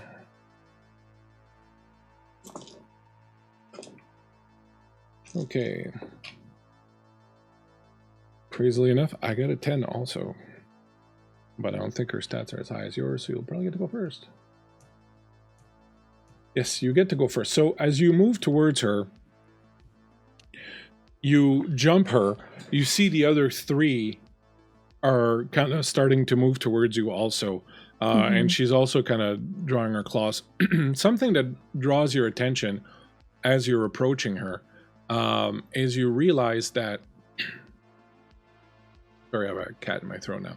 She's wearing a very large crucifix around her neck. You reach out, jump her. Go ahead and make your attack. That is going to be your Strength and brawl? plus your brawl, yeah. Mm-hmm. She is going to simply attempt to dodge.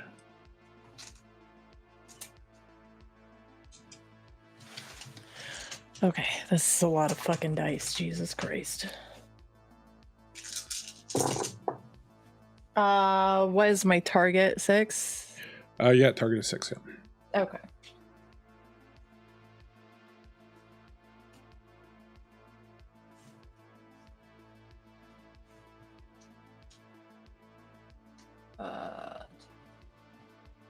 That's 8. All right. Successes. All right, so I've got 1, 2, 3, 4, 5, and 6. So there's 2 successes left. So you come in and claw at her with 2 successes. She's going to roll her fortitude. Try and soak.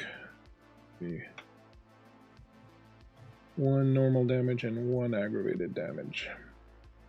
You reach out, claw deep into her chest as she kind of tries to get out of the way a little bit. Your claws dig in, but she's got a pretty high fortitude.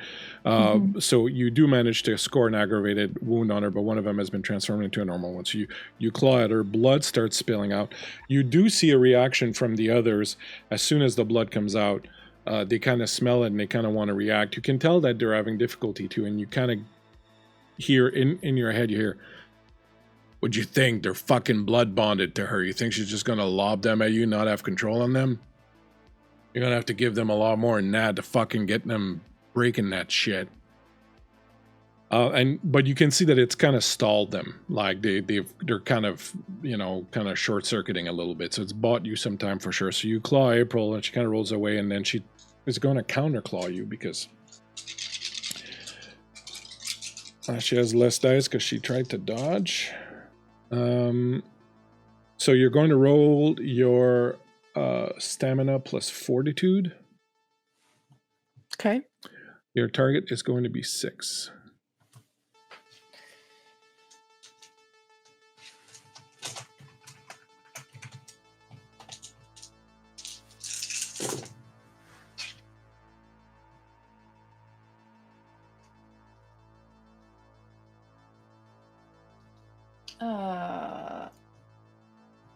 That's 6 successes. All right, that's excellent. You're going to take 1 aggravated damage. Oh, I'm sorry. 7 successes. All right, so that one of the dice transforms was one. tucked away. So that transforms one into a normal damage.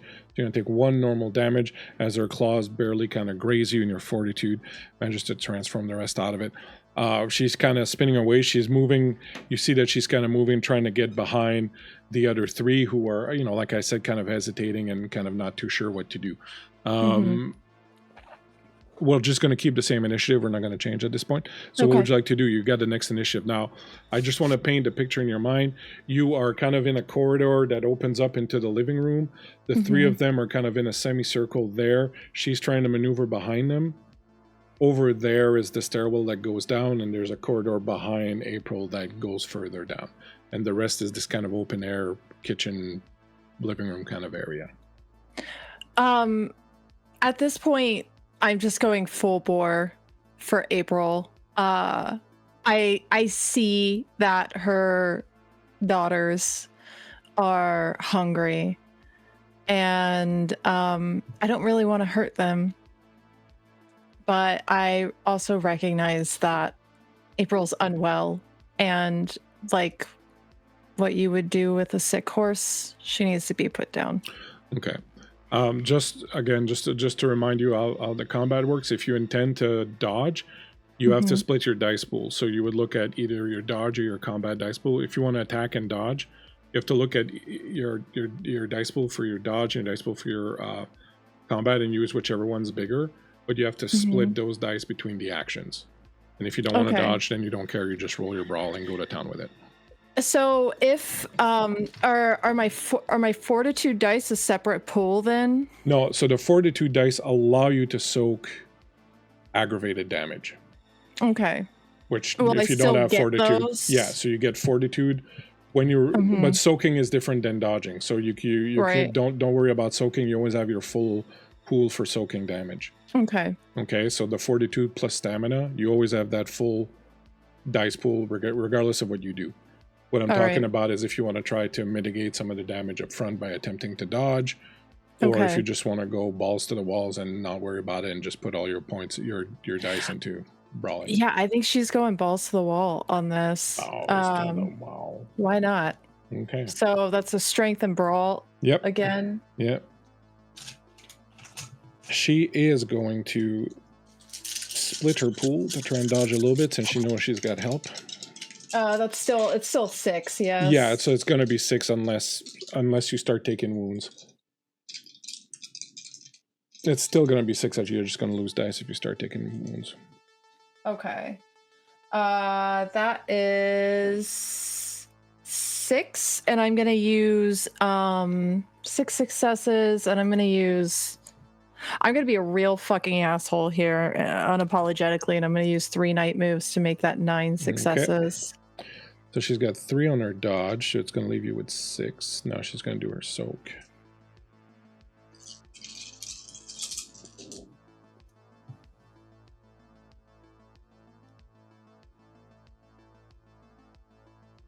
Not great rolls. That's 4, so it's going to be 2 more aggravated damage for her. All right. How's she looking at this point? She's looking at, she's at 3 aggravated, so she appears to be injured. She had 3 aggravated and one bruise, so she would be at wounded, actually. So she's about like halfway on the thing. She kind of reels back, and you got a really good chunk out of her this time. She's going to counterattack with the half of her pool. You can pre-roll your stamina and your fortitude if you want for your soak. Okay.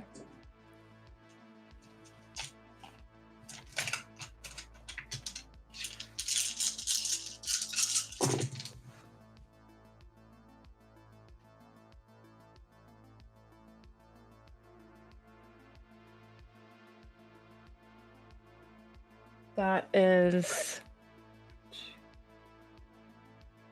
5 successes on my soak. Excellent. I take 1 normal wound again. Okay. Remember, you can spend a blood point to heal. You can spend 2 blood per turn. You can spend a blood point to heal 1 regular wound, or 2 and heal 2 regular wounds if you want. You can do that during your turn if you want. Okay.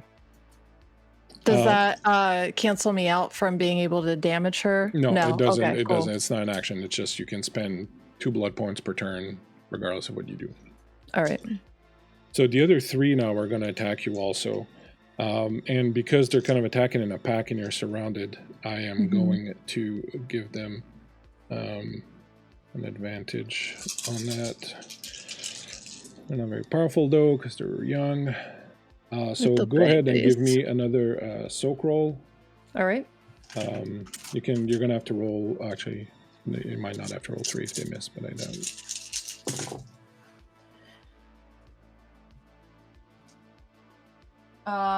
That is 4 successes.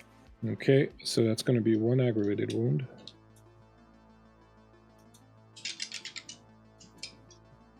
Second attack, and roll your soak on that also. Okay.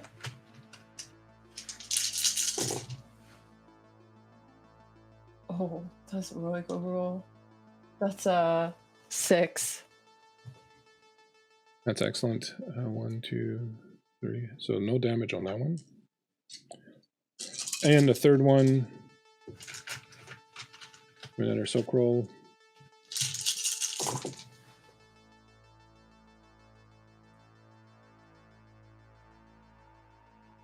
That is 5. Okay. No damage on that one either. Alrighty, back up to you on the top. So now they're kind of like gang banged on you. They're like all 4 of them are there. She's kind of, the 3 of them are kind of on you, and she's kind of standing around them a little bit and kind of trying to get a shot in, like in between of them. The 3 of them are just kind of dog piled on you. Do I know anything about blood bonding? Yeah. So basically, when you drink the blood of another vampire 3 times, you it gets to, you form this deep attachment and almost kind of love for them.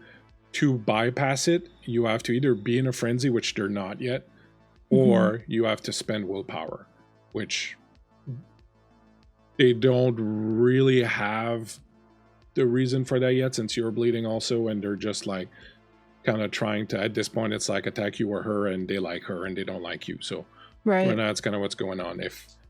If they got into a frenzy from damage, for example, or anything that might fire, might set them off, things of that nature, it might allow them to bypass the blood bond. Okay. Are you spending blood to heal, by the way, or are you keeping it? I am. What do I have to spend to heal aggravated? So to heal aggravated, you can only heal 1 per day, and it's going to cost you 3 blood and 1 willpower. And then the regular ones are 1 a pop. Okay. I'm gonna go ahead and heal the 2 normal. Okay, so that's going to leave you an aggravated at bruised. Okay. All right. And then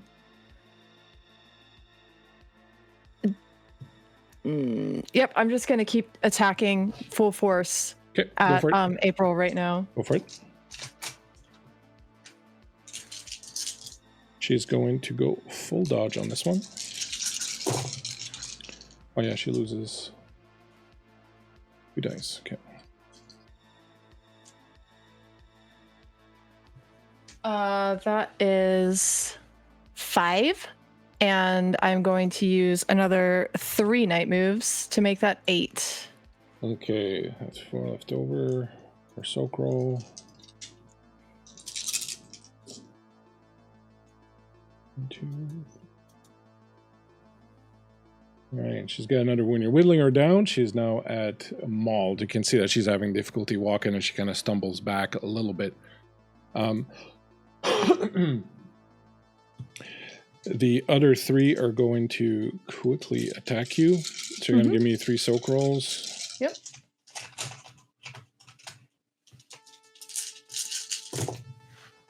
I just rolled 3 10s on this one. Oh boy. Yeah.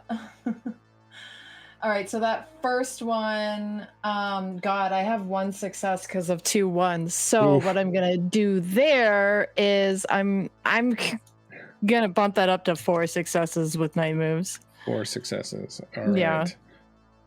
You're gonna take 2 aggravated damage. Okay.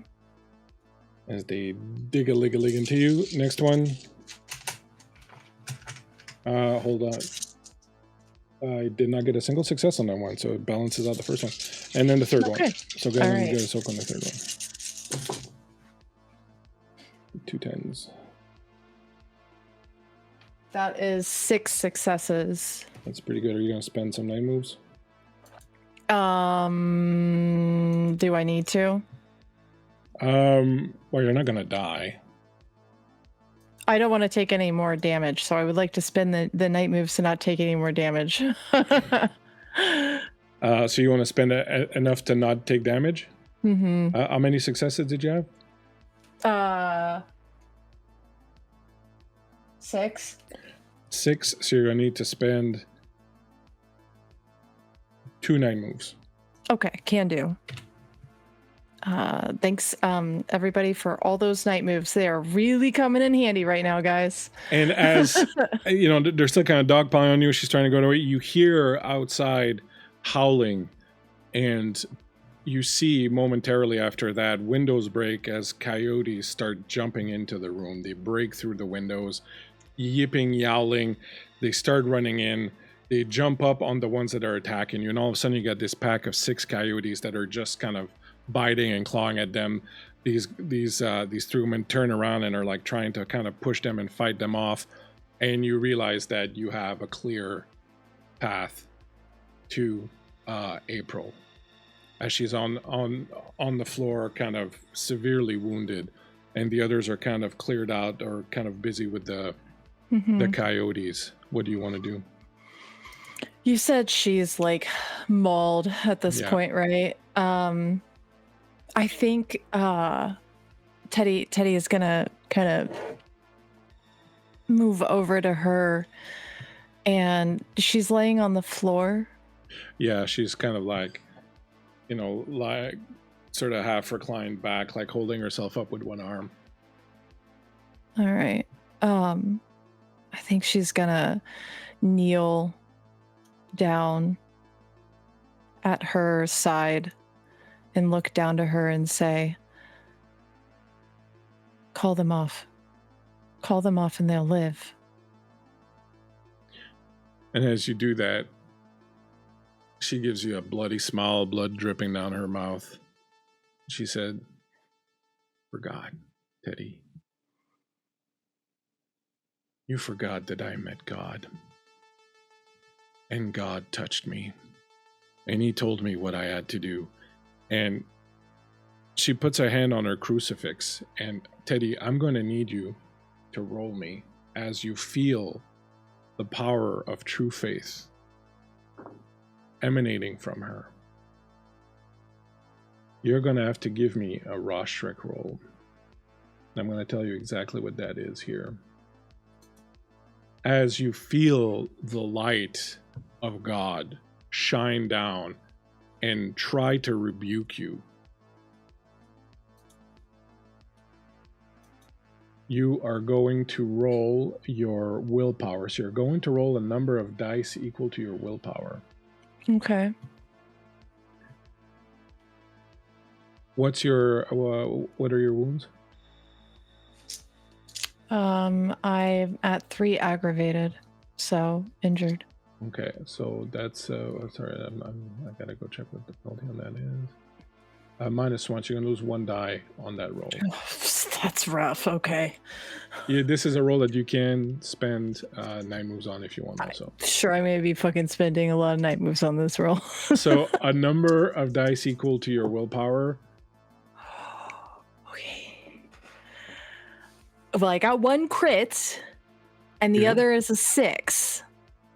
Okay, so you feel that presence of God. You feel that light of God judging you, looking down on you.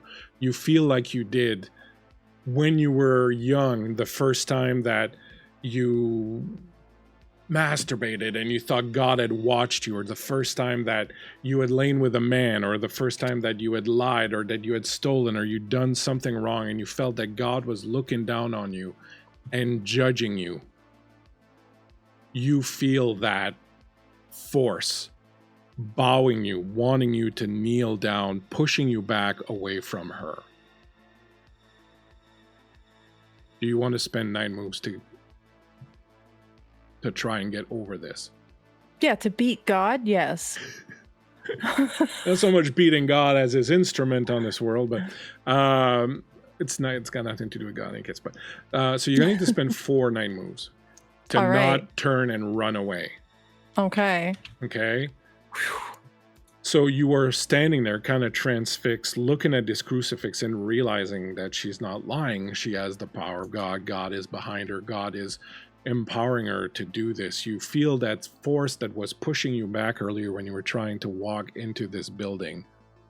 You, as I said, are taken back to when you were a child, going to church, being overwhelmed by the idea of God in this world, that he knew everything, saw everything, that he knew all the sins in your heart, and he had the power to either erase them or to punish you for them. And you grit your teeth and you stand your ground.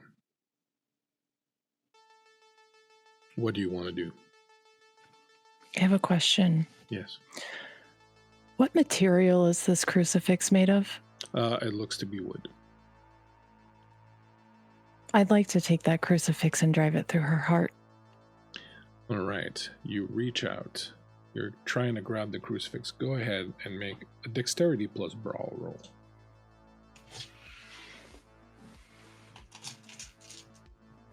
She's going to attempt to dodge away from you. She's got a bunch of penalties.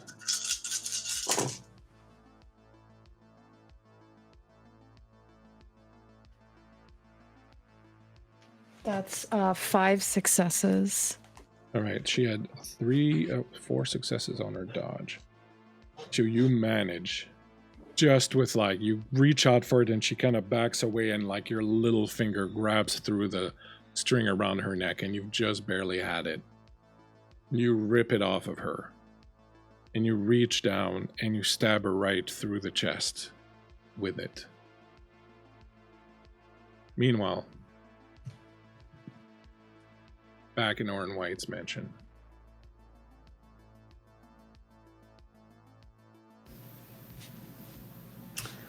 Cassie.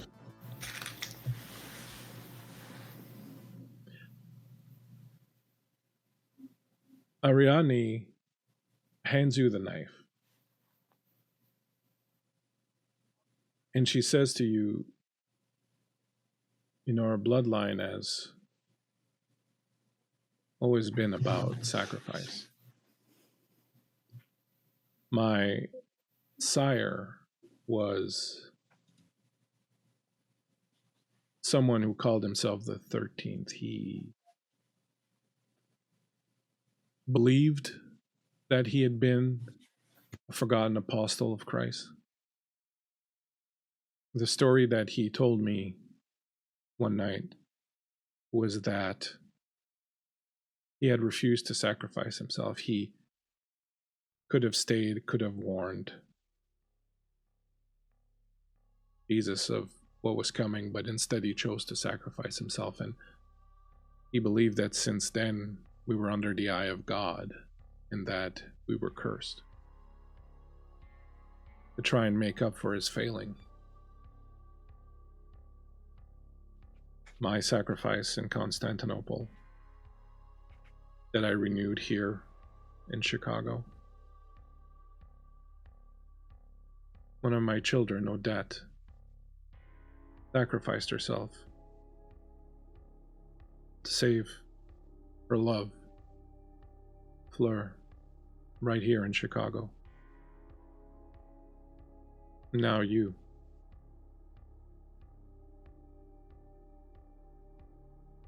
You can end this for us. You can be the last of our line. To refuse. You can refuse the sacrifice. You can give up this notion of selflessness. You can live your life. All you have to do is cut the thread. If you cut the thread, people will suffer, but you'll free yourself from this curse. This curse that has a hold on our blood since forever. If you don't cut the thread now, you'll be sacrificed for the well-being of others. There is a cycle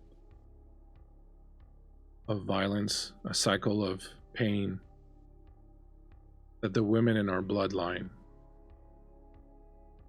have had to endure and suffer.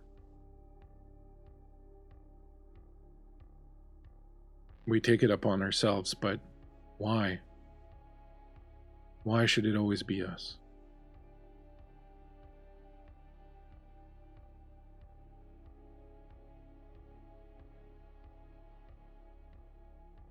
Live, Cassie. Live, and for the first time,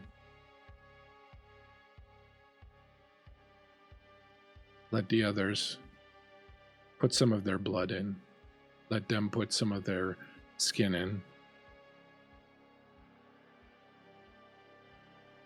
Free yourself from the curse of our bloodline. I have given enough. Odette has given enough. We've all given so much. You have given so much. Would you not do it again? No. No, I did it. I have spent how long trapped in that coffer with that thing, and all it got was having to do it again 1,000 years later, because people cannot stop themselves. They cannot stop themselves opening the things they should not open, looking for the things they should not look for. There will always be someone who will come by and undo what you have sacrificed yourself to do. What about the people you saved?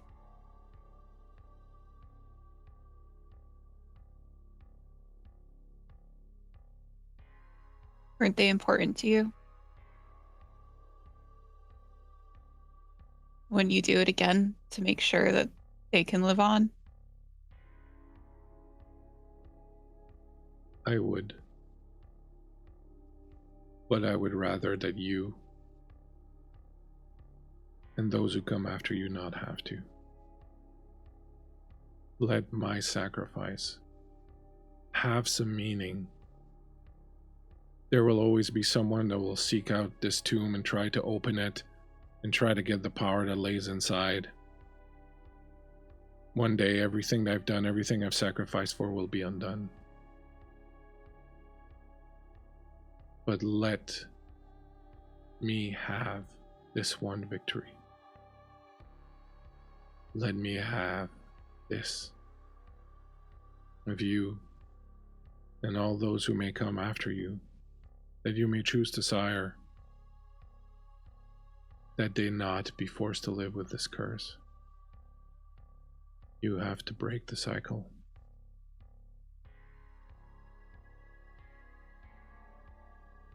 I think Cassie's gonna set the knife down.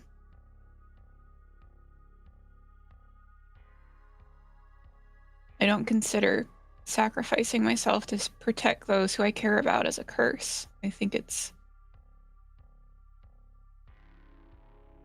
an honor to be able to do that. And I would do it again and again.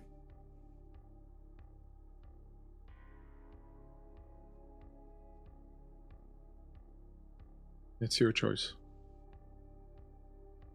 I'm not here. I can't make you do anything. Sorry if that's disappointing. But I guess like granddaughter, like grandmother.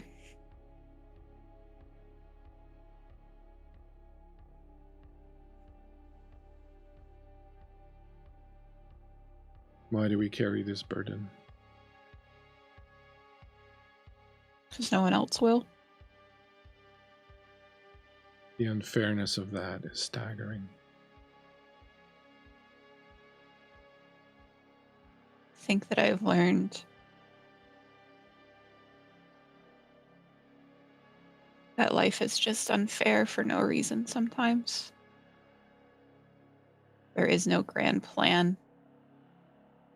Sometimes people just get dealt the worst hand. Cassie, life is unfair because others make it that way.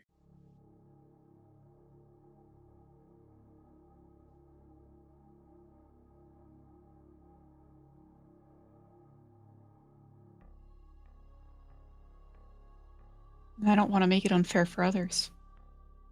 Why do I want to add to that? Why would I want to add to the burden? So what if 100, 1,000 years from now, whatever sacrifice I have to make is undone? At least it will mean the people that I love and I care about are protected in this moment. I can't control what people will do.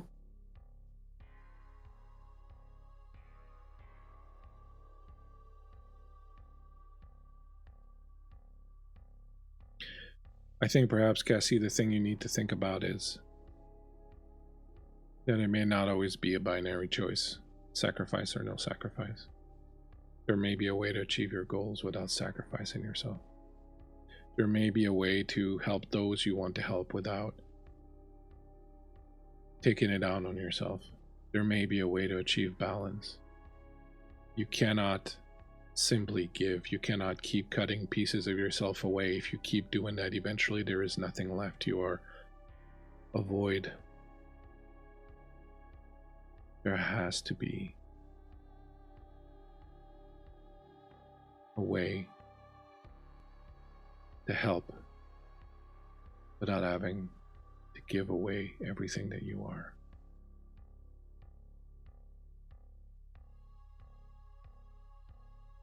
I think Cassie's going to stand up.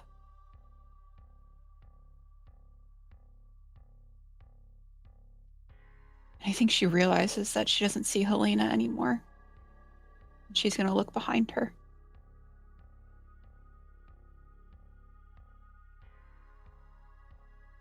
Helena, you rear back. You kick Cassie in the back of the head.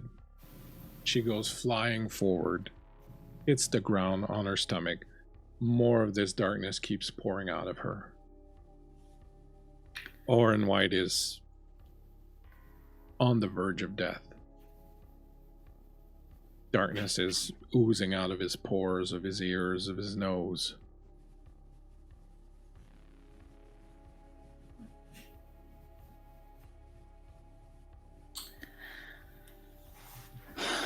I think Helena will flip Cassie on her back and sort of cup her face. Cassie, you have to get up. Cassie, you have to stop doing this. Whatever the fuck it is that's happening right now, I really need you to not do this because this whole thing is fucked and I really need you to wake up. What if we just kill him? What if we just finish it? I don't know. I don't know what happens if we just kill him. I don't know. You said you had a way out. It's the failsafe. We're done with this. I think we're pretty much fucking at that point. What the fuck am I supposed to do with Cassie? Okay, I don't know. What's your failsafe? Fucking it. Can you carry her like this? I don't think it's gonna make a difference. She's fucking vomiting these black tentacles into this guy. Like, I can't fucking leave her. I can't just leave her like this. That's fucked. Listen, I've done some fucked up shit, but that's fucked. Look, I either we wait this out or we finish him. If whatever is doing this is trying to kill him when he's dead, theoretically, she goes free, right? I don't know. Do we need this fucking guy? How bad is it if I kill him? How bad does Helena know it's going to be if I kill him right now? If you kill him, there's probably no way that any message gets to Aegis and that they focus on the Middle East rather than doing what they're supposed to do. We can't kill him. We can't fucking kill him. But well, fucking something's gotta happen here, because if we can't kill him, oh no, we're not killing her.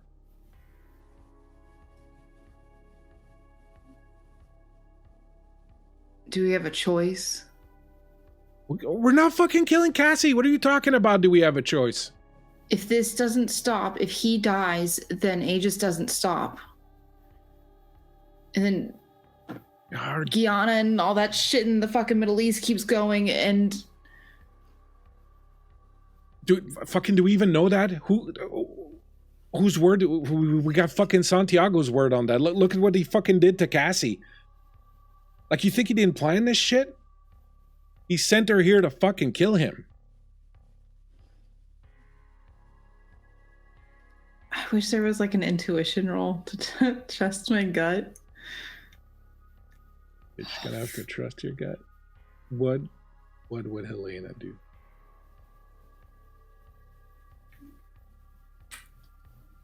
I think she will take Cassie in her arms while she's laying there and smooth over her hair and whisper very quietly, I always saw you too, man. And I'm gonna look around for something that I can stake her with. You fucking try to do something there, I will fucking kill you. I will fucking kill you.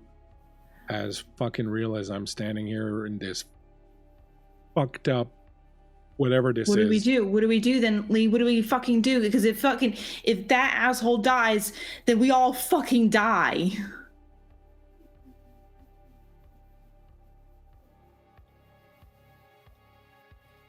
And I don't want to fucking kill her either. But he can't die.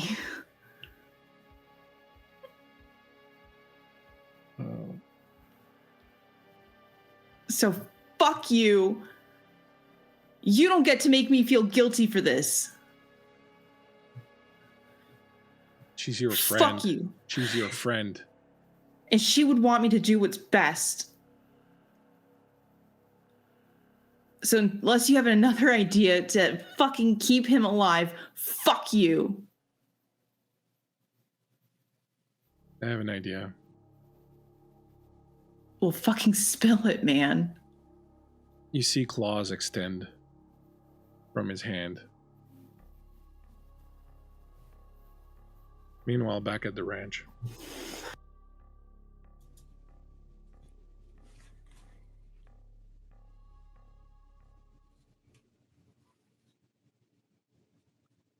Give me a roll, creep. Gonna be brawl plus strength. In order to stake someone through the heart, you have to get, I believe it's 8 successes. Now. Sorry, no. Your target is 8. Okay.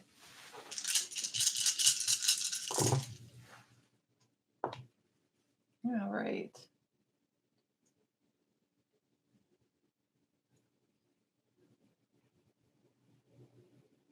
Oh.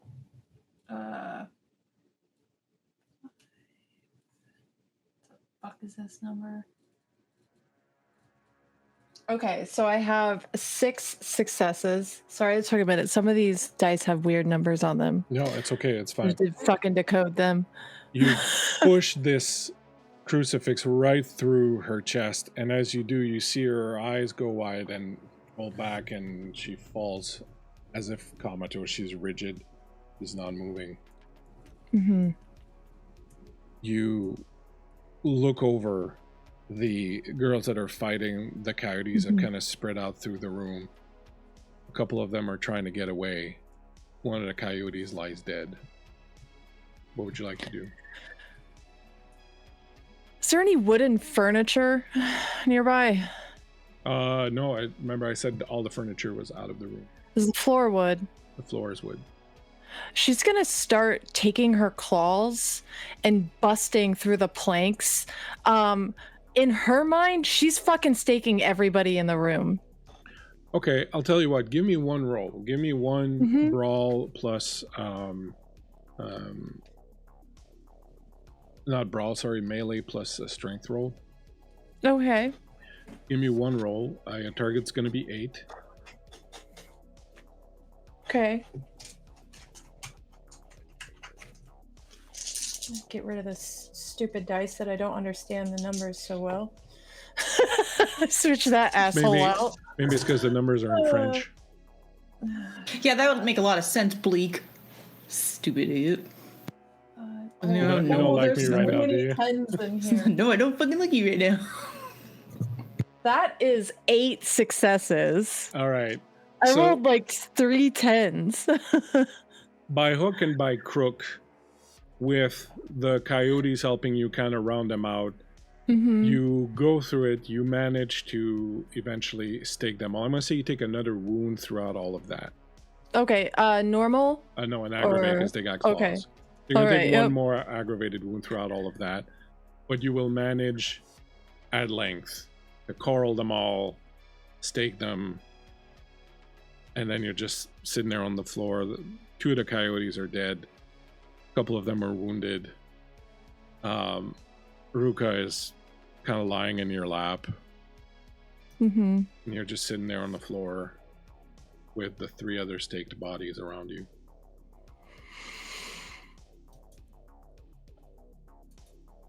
I'm going to spend 3 blood points and a willpower to heal that aggravated wound first and foremost. And as she's doing this, she's just kind of stroking Ruka and looking out to the bodies of these staked women. You realize they have blood in them if you need more blood? I'm actually doing not too bad on blood, surprisingly. I'm still at 7.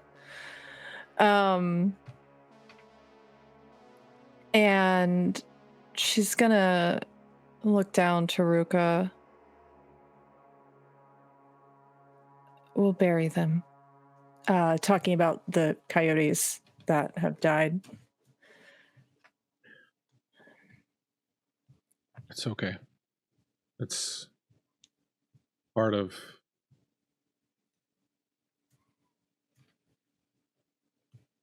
things. It's how things are. They knew what they were doing.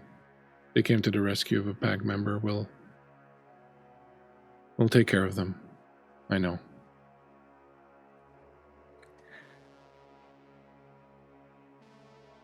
She gets Thank up you. slowly. There are more downstairs.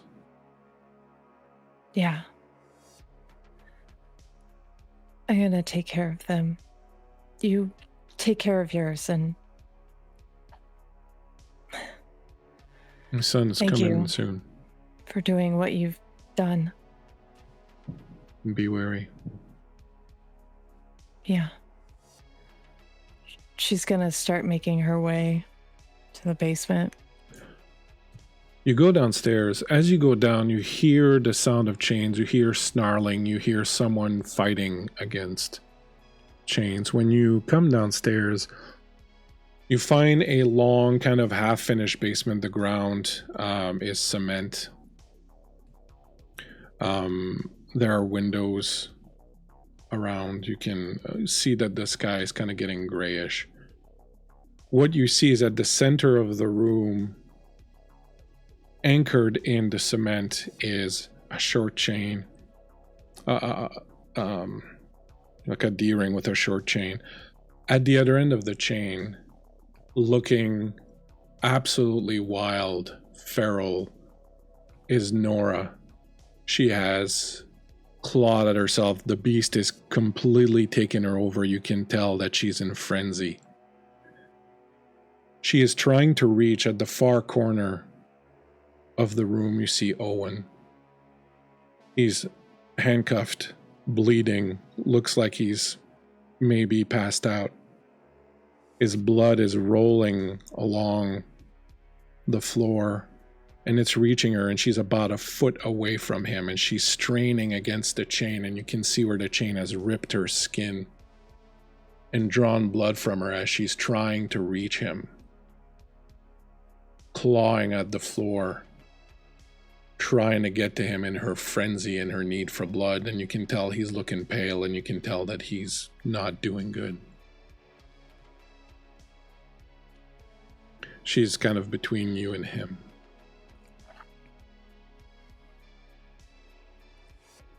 She's gonna turn around and go back upstairs and grab April. She is stiff and not moving. And she's gonna drag her down the stairs. And she's gonna toss her to Nora. You toss the body of April. Instantly, the smell of blood, of kindred blood, triggers Nora. Nora turns around, sees you, sees the body laying down, jumps on it. When you throw the body, it jostles it, and the cross pops out. And you can see just before Nora sinks her fangs in April, you see April start to move and go, no! And Nora is on her. And the savagery and the fury of it, the sickening sounds of Nora tearing through April, ripping her apart, gorging herself on what remains of blood in this already mangled body. As April screams, calls for God to help her, calls for you to help her, says, "Mommy, save me, Mommy, please, Mommy." I think Teddy looks away. In moments, all that are left are the wet sounds and the sounds of feeding and gorging of Nora, the sounds of a beast eating a carcass.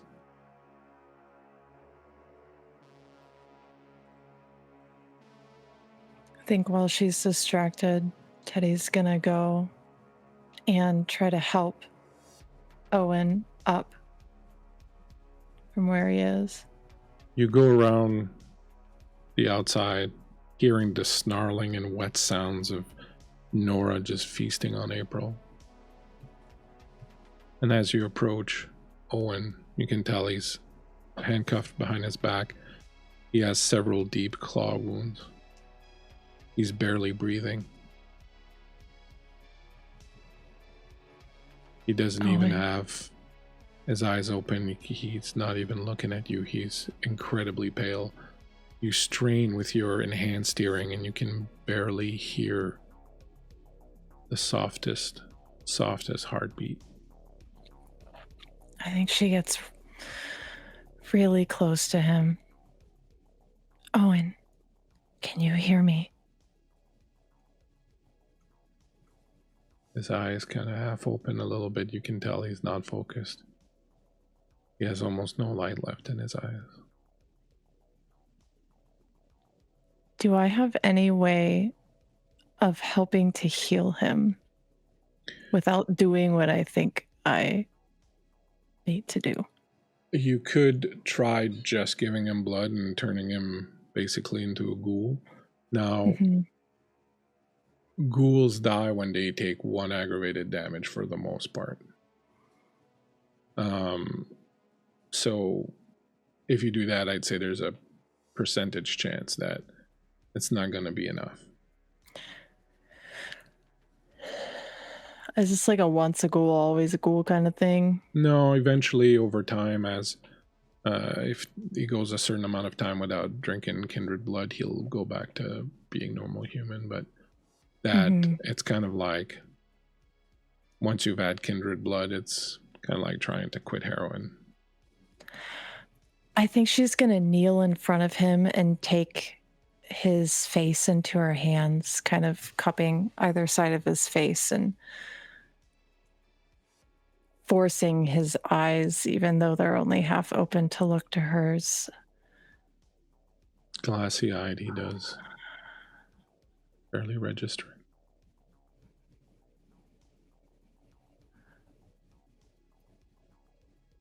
There's only one way I can save you, Owen. But I can't make that decision for you. I can't do that again. Do you want me to help you?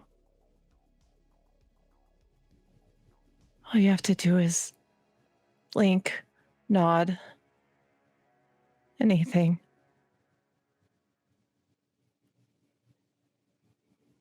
And he's looking at you. You can tell that there's some kind of understanding, recognition.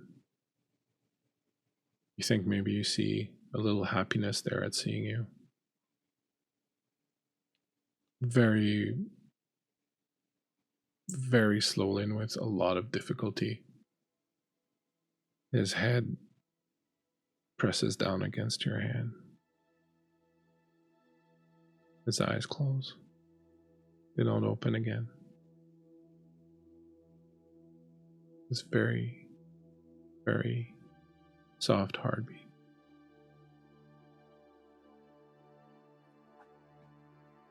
And you do. I think she presses a claw into the hand where his head rests.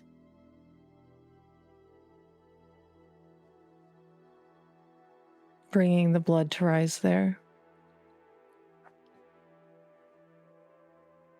Bringing it to his lips. And hoping with every fiber of her being that this is what he wanted. You drip the blood into his mouth. At first, there's no reaction. And then his lips start to open and close. Tongue comes out a little bit. You can feel a reaction. Like he's drinking. And he turns his face with the mouth right on the wound. And he starts to drink.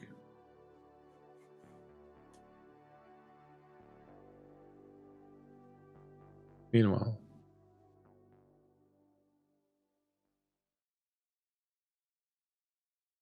Helena, you see Lee move with his claws towards Oren. Don't do it, Lee. You see he's going to do it. What do you want to do? Fuck. I would like to use Cassie's wrist bone against her around her throat, under her throat. Say that again. She's gonna take the wrist bone, Yeah, on Cassie's wrist and cut Cassie's throat with it.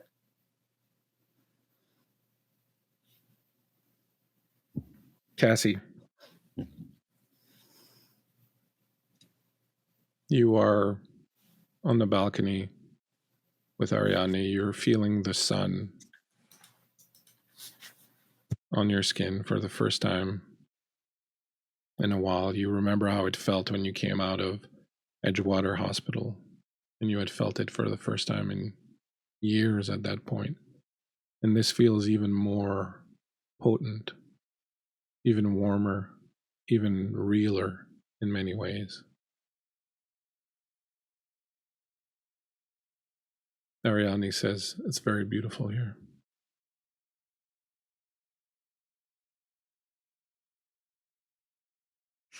Are you certain you Helena want to said stay here? Helena said I shouldn't trust what I see here. This is inside of you, Cassie. This is in your mind. We have an unbreakable bond through our blood and through our bloodline of being Malkavian. People call us crazy, but you know as well as I do that it's because we see more than they do, and they don't understand. This place is your place.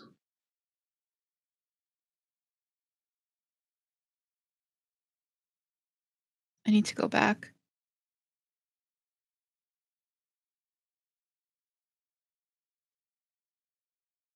They need my help. Teddy's counting on us. She's counting on me.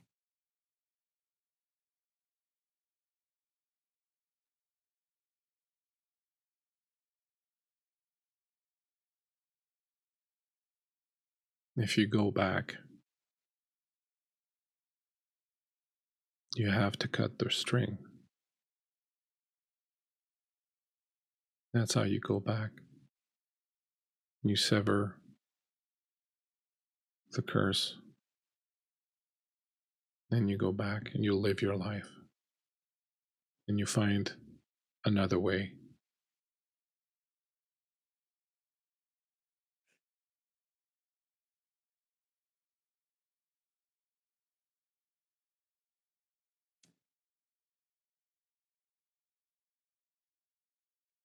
I think in the same way when she was down in Edgewater, Cassie's going to try to wash away this vision. She's going to try to recenter herself in reality.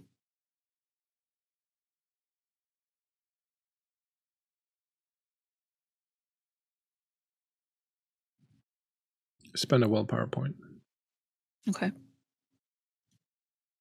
Your eyes open up. You can feel this darkness that is vomiting forth from your body. You can feel it coming out of you. You look over you.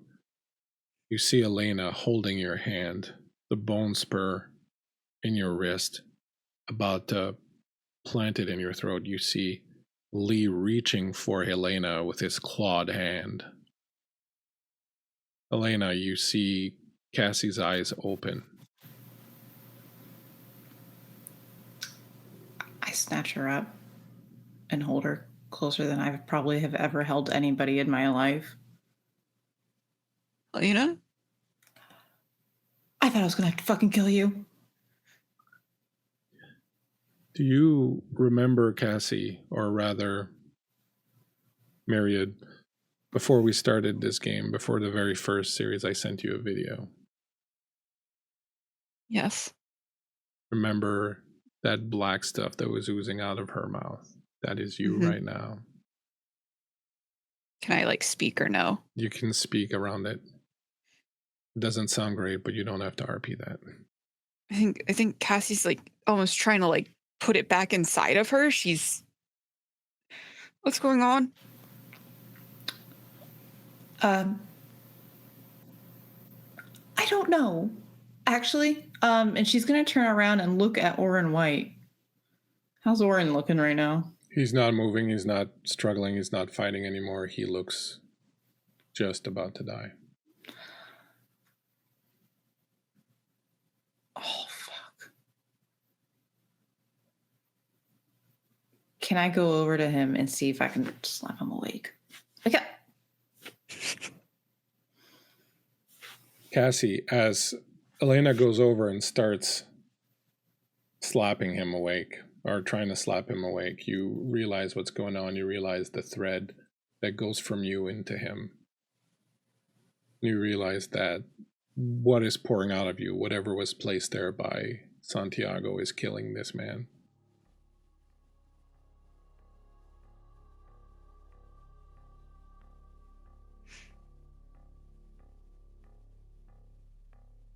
I want to look at Helena.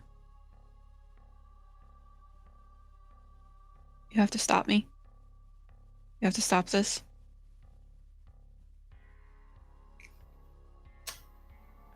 You know what I have to do then?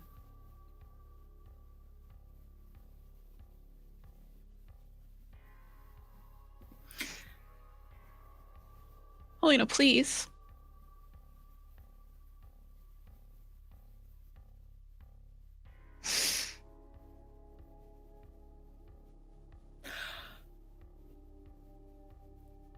I think Helena just nods and she goes for her and takes the bone spur to her throat. I think Cassie just maintains eye contact with you the entire time. Yeah, Helena doesn't look away.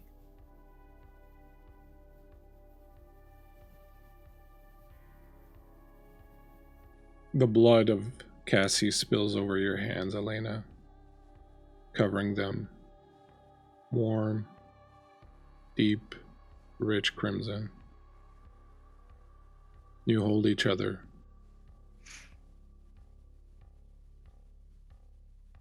In moments, you see the world around you start to fall apart, as if someone is unraveling a very complex tapestry. You find yourselves on a balcony outside at night. You see that Cassie has all that black liquid that is now stopped coming out of her and is just slowly dribbling and coming to a stop.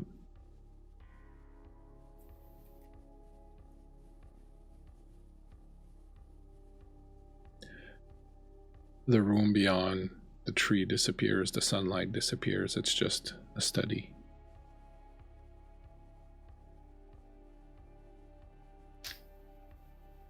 I imagine Helena, her entire front half covered in Cassie's blood.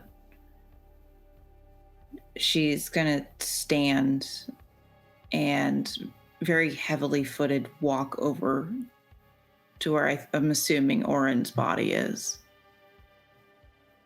And she's gonna kneel on him. So one knee is on his groin and the other is on next to his hip. And she's gonna take him by the throat and give him one good rattle.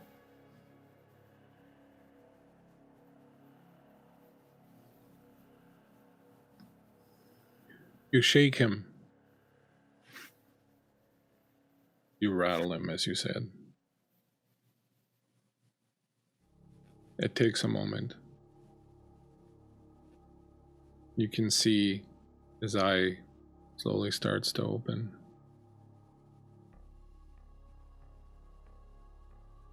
Blinks. Looks up at you. Who the fuck are you? She doesn't explain who she is. She just repeats what she had told him earlier, exactly what Santiago said. And then she's going to take the penny from her mouth or from her pocket and drop it under her tongue. And just one quiet word of hurry.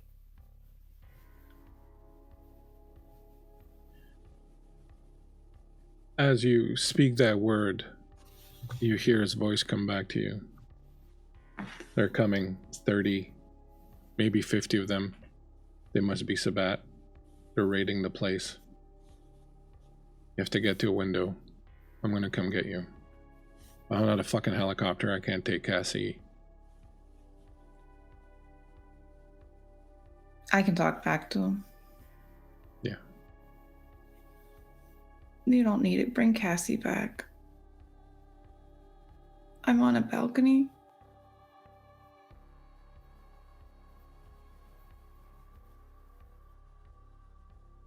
I'll find you.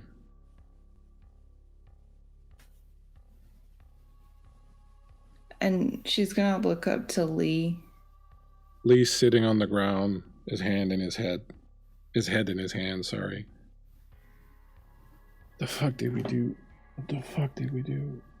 Can you take Cassie's body back to my shop, please?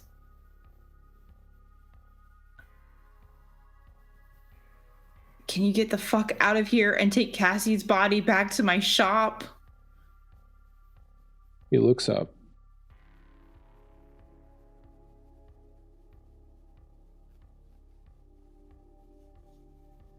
Without a word, gets up.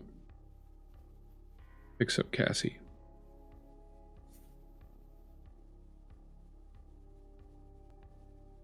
Folds her up in his arms.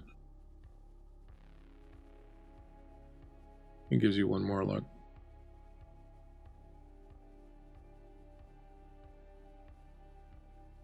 And he starts heading out the way you came.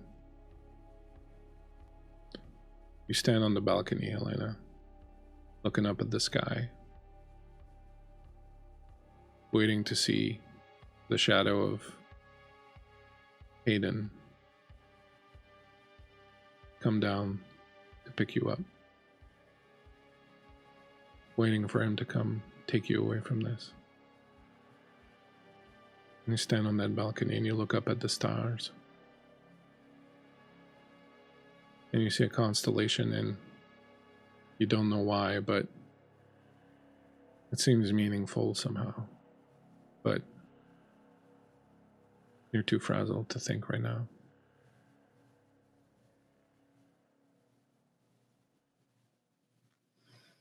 That, my friends, is where we're going to end tonight's session of lights.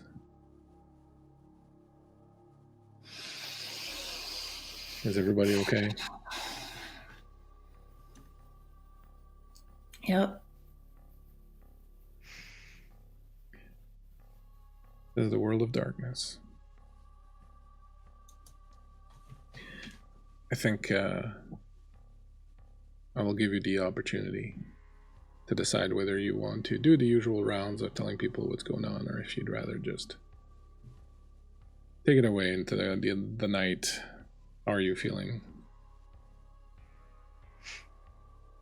I'm fine. I'm perfectly fine. Everybody's fine. Everybody's good. We have one more episode left next week.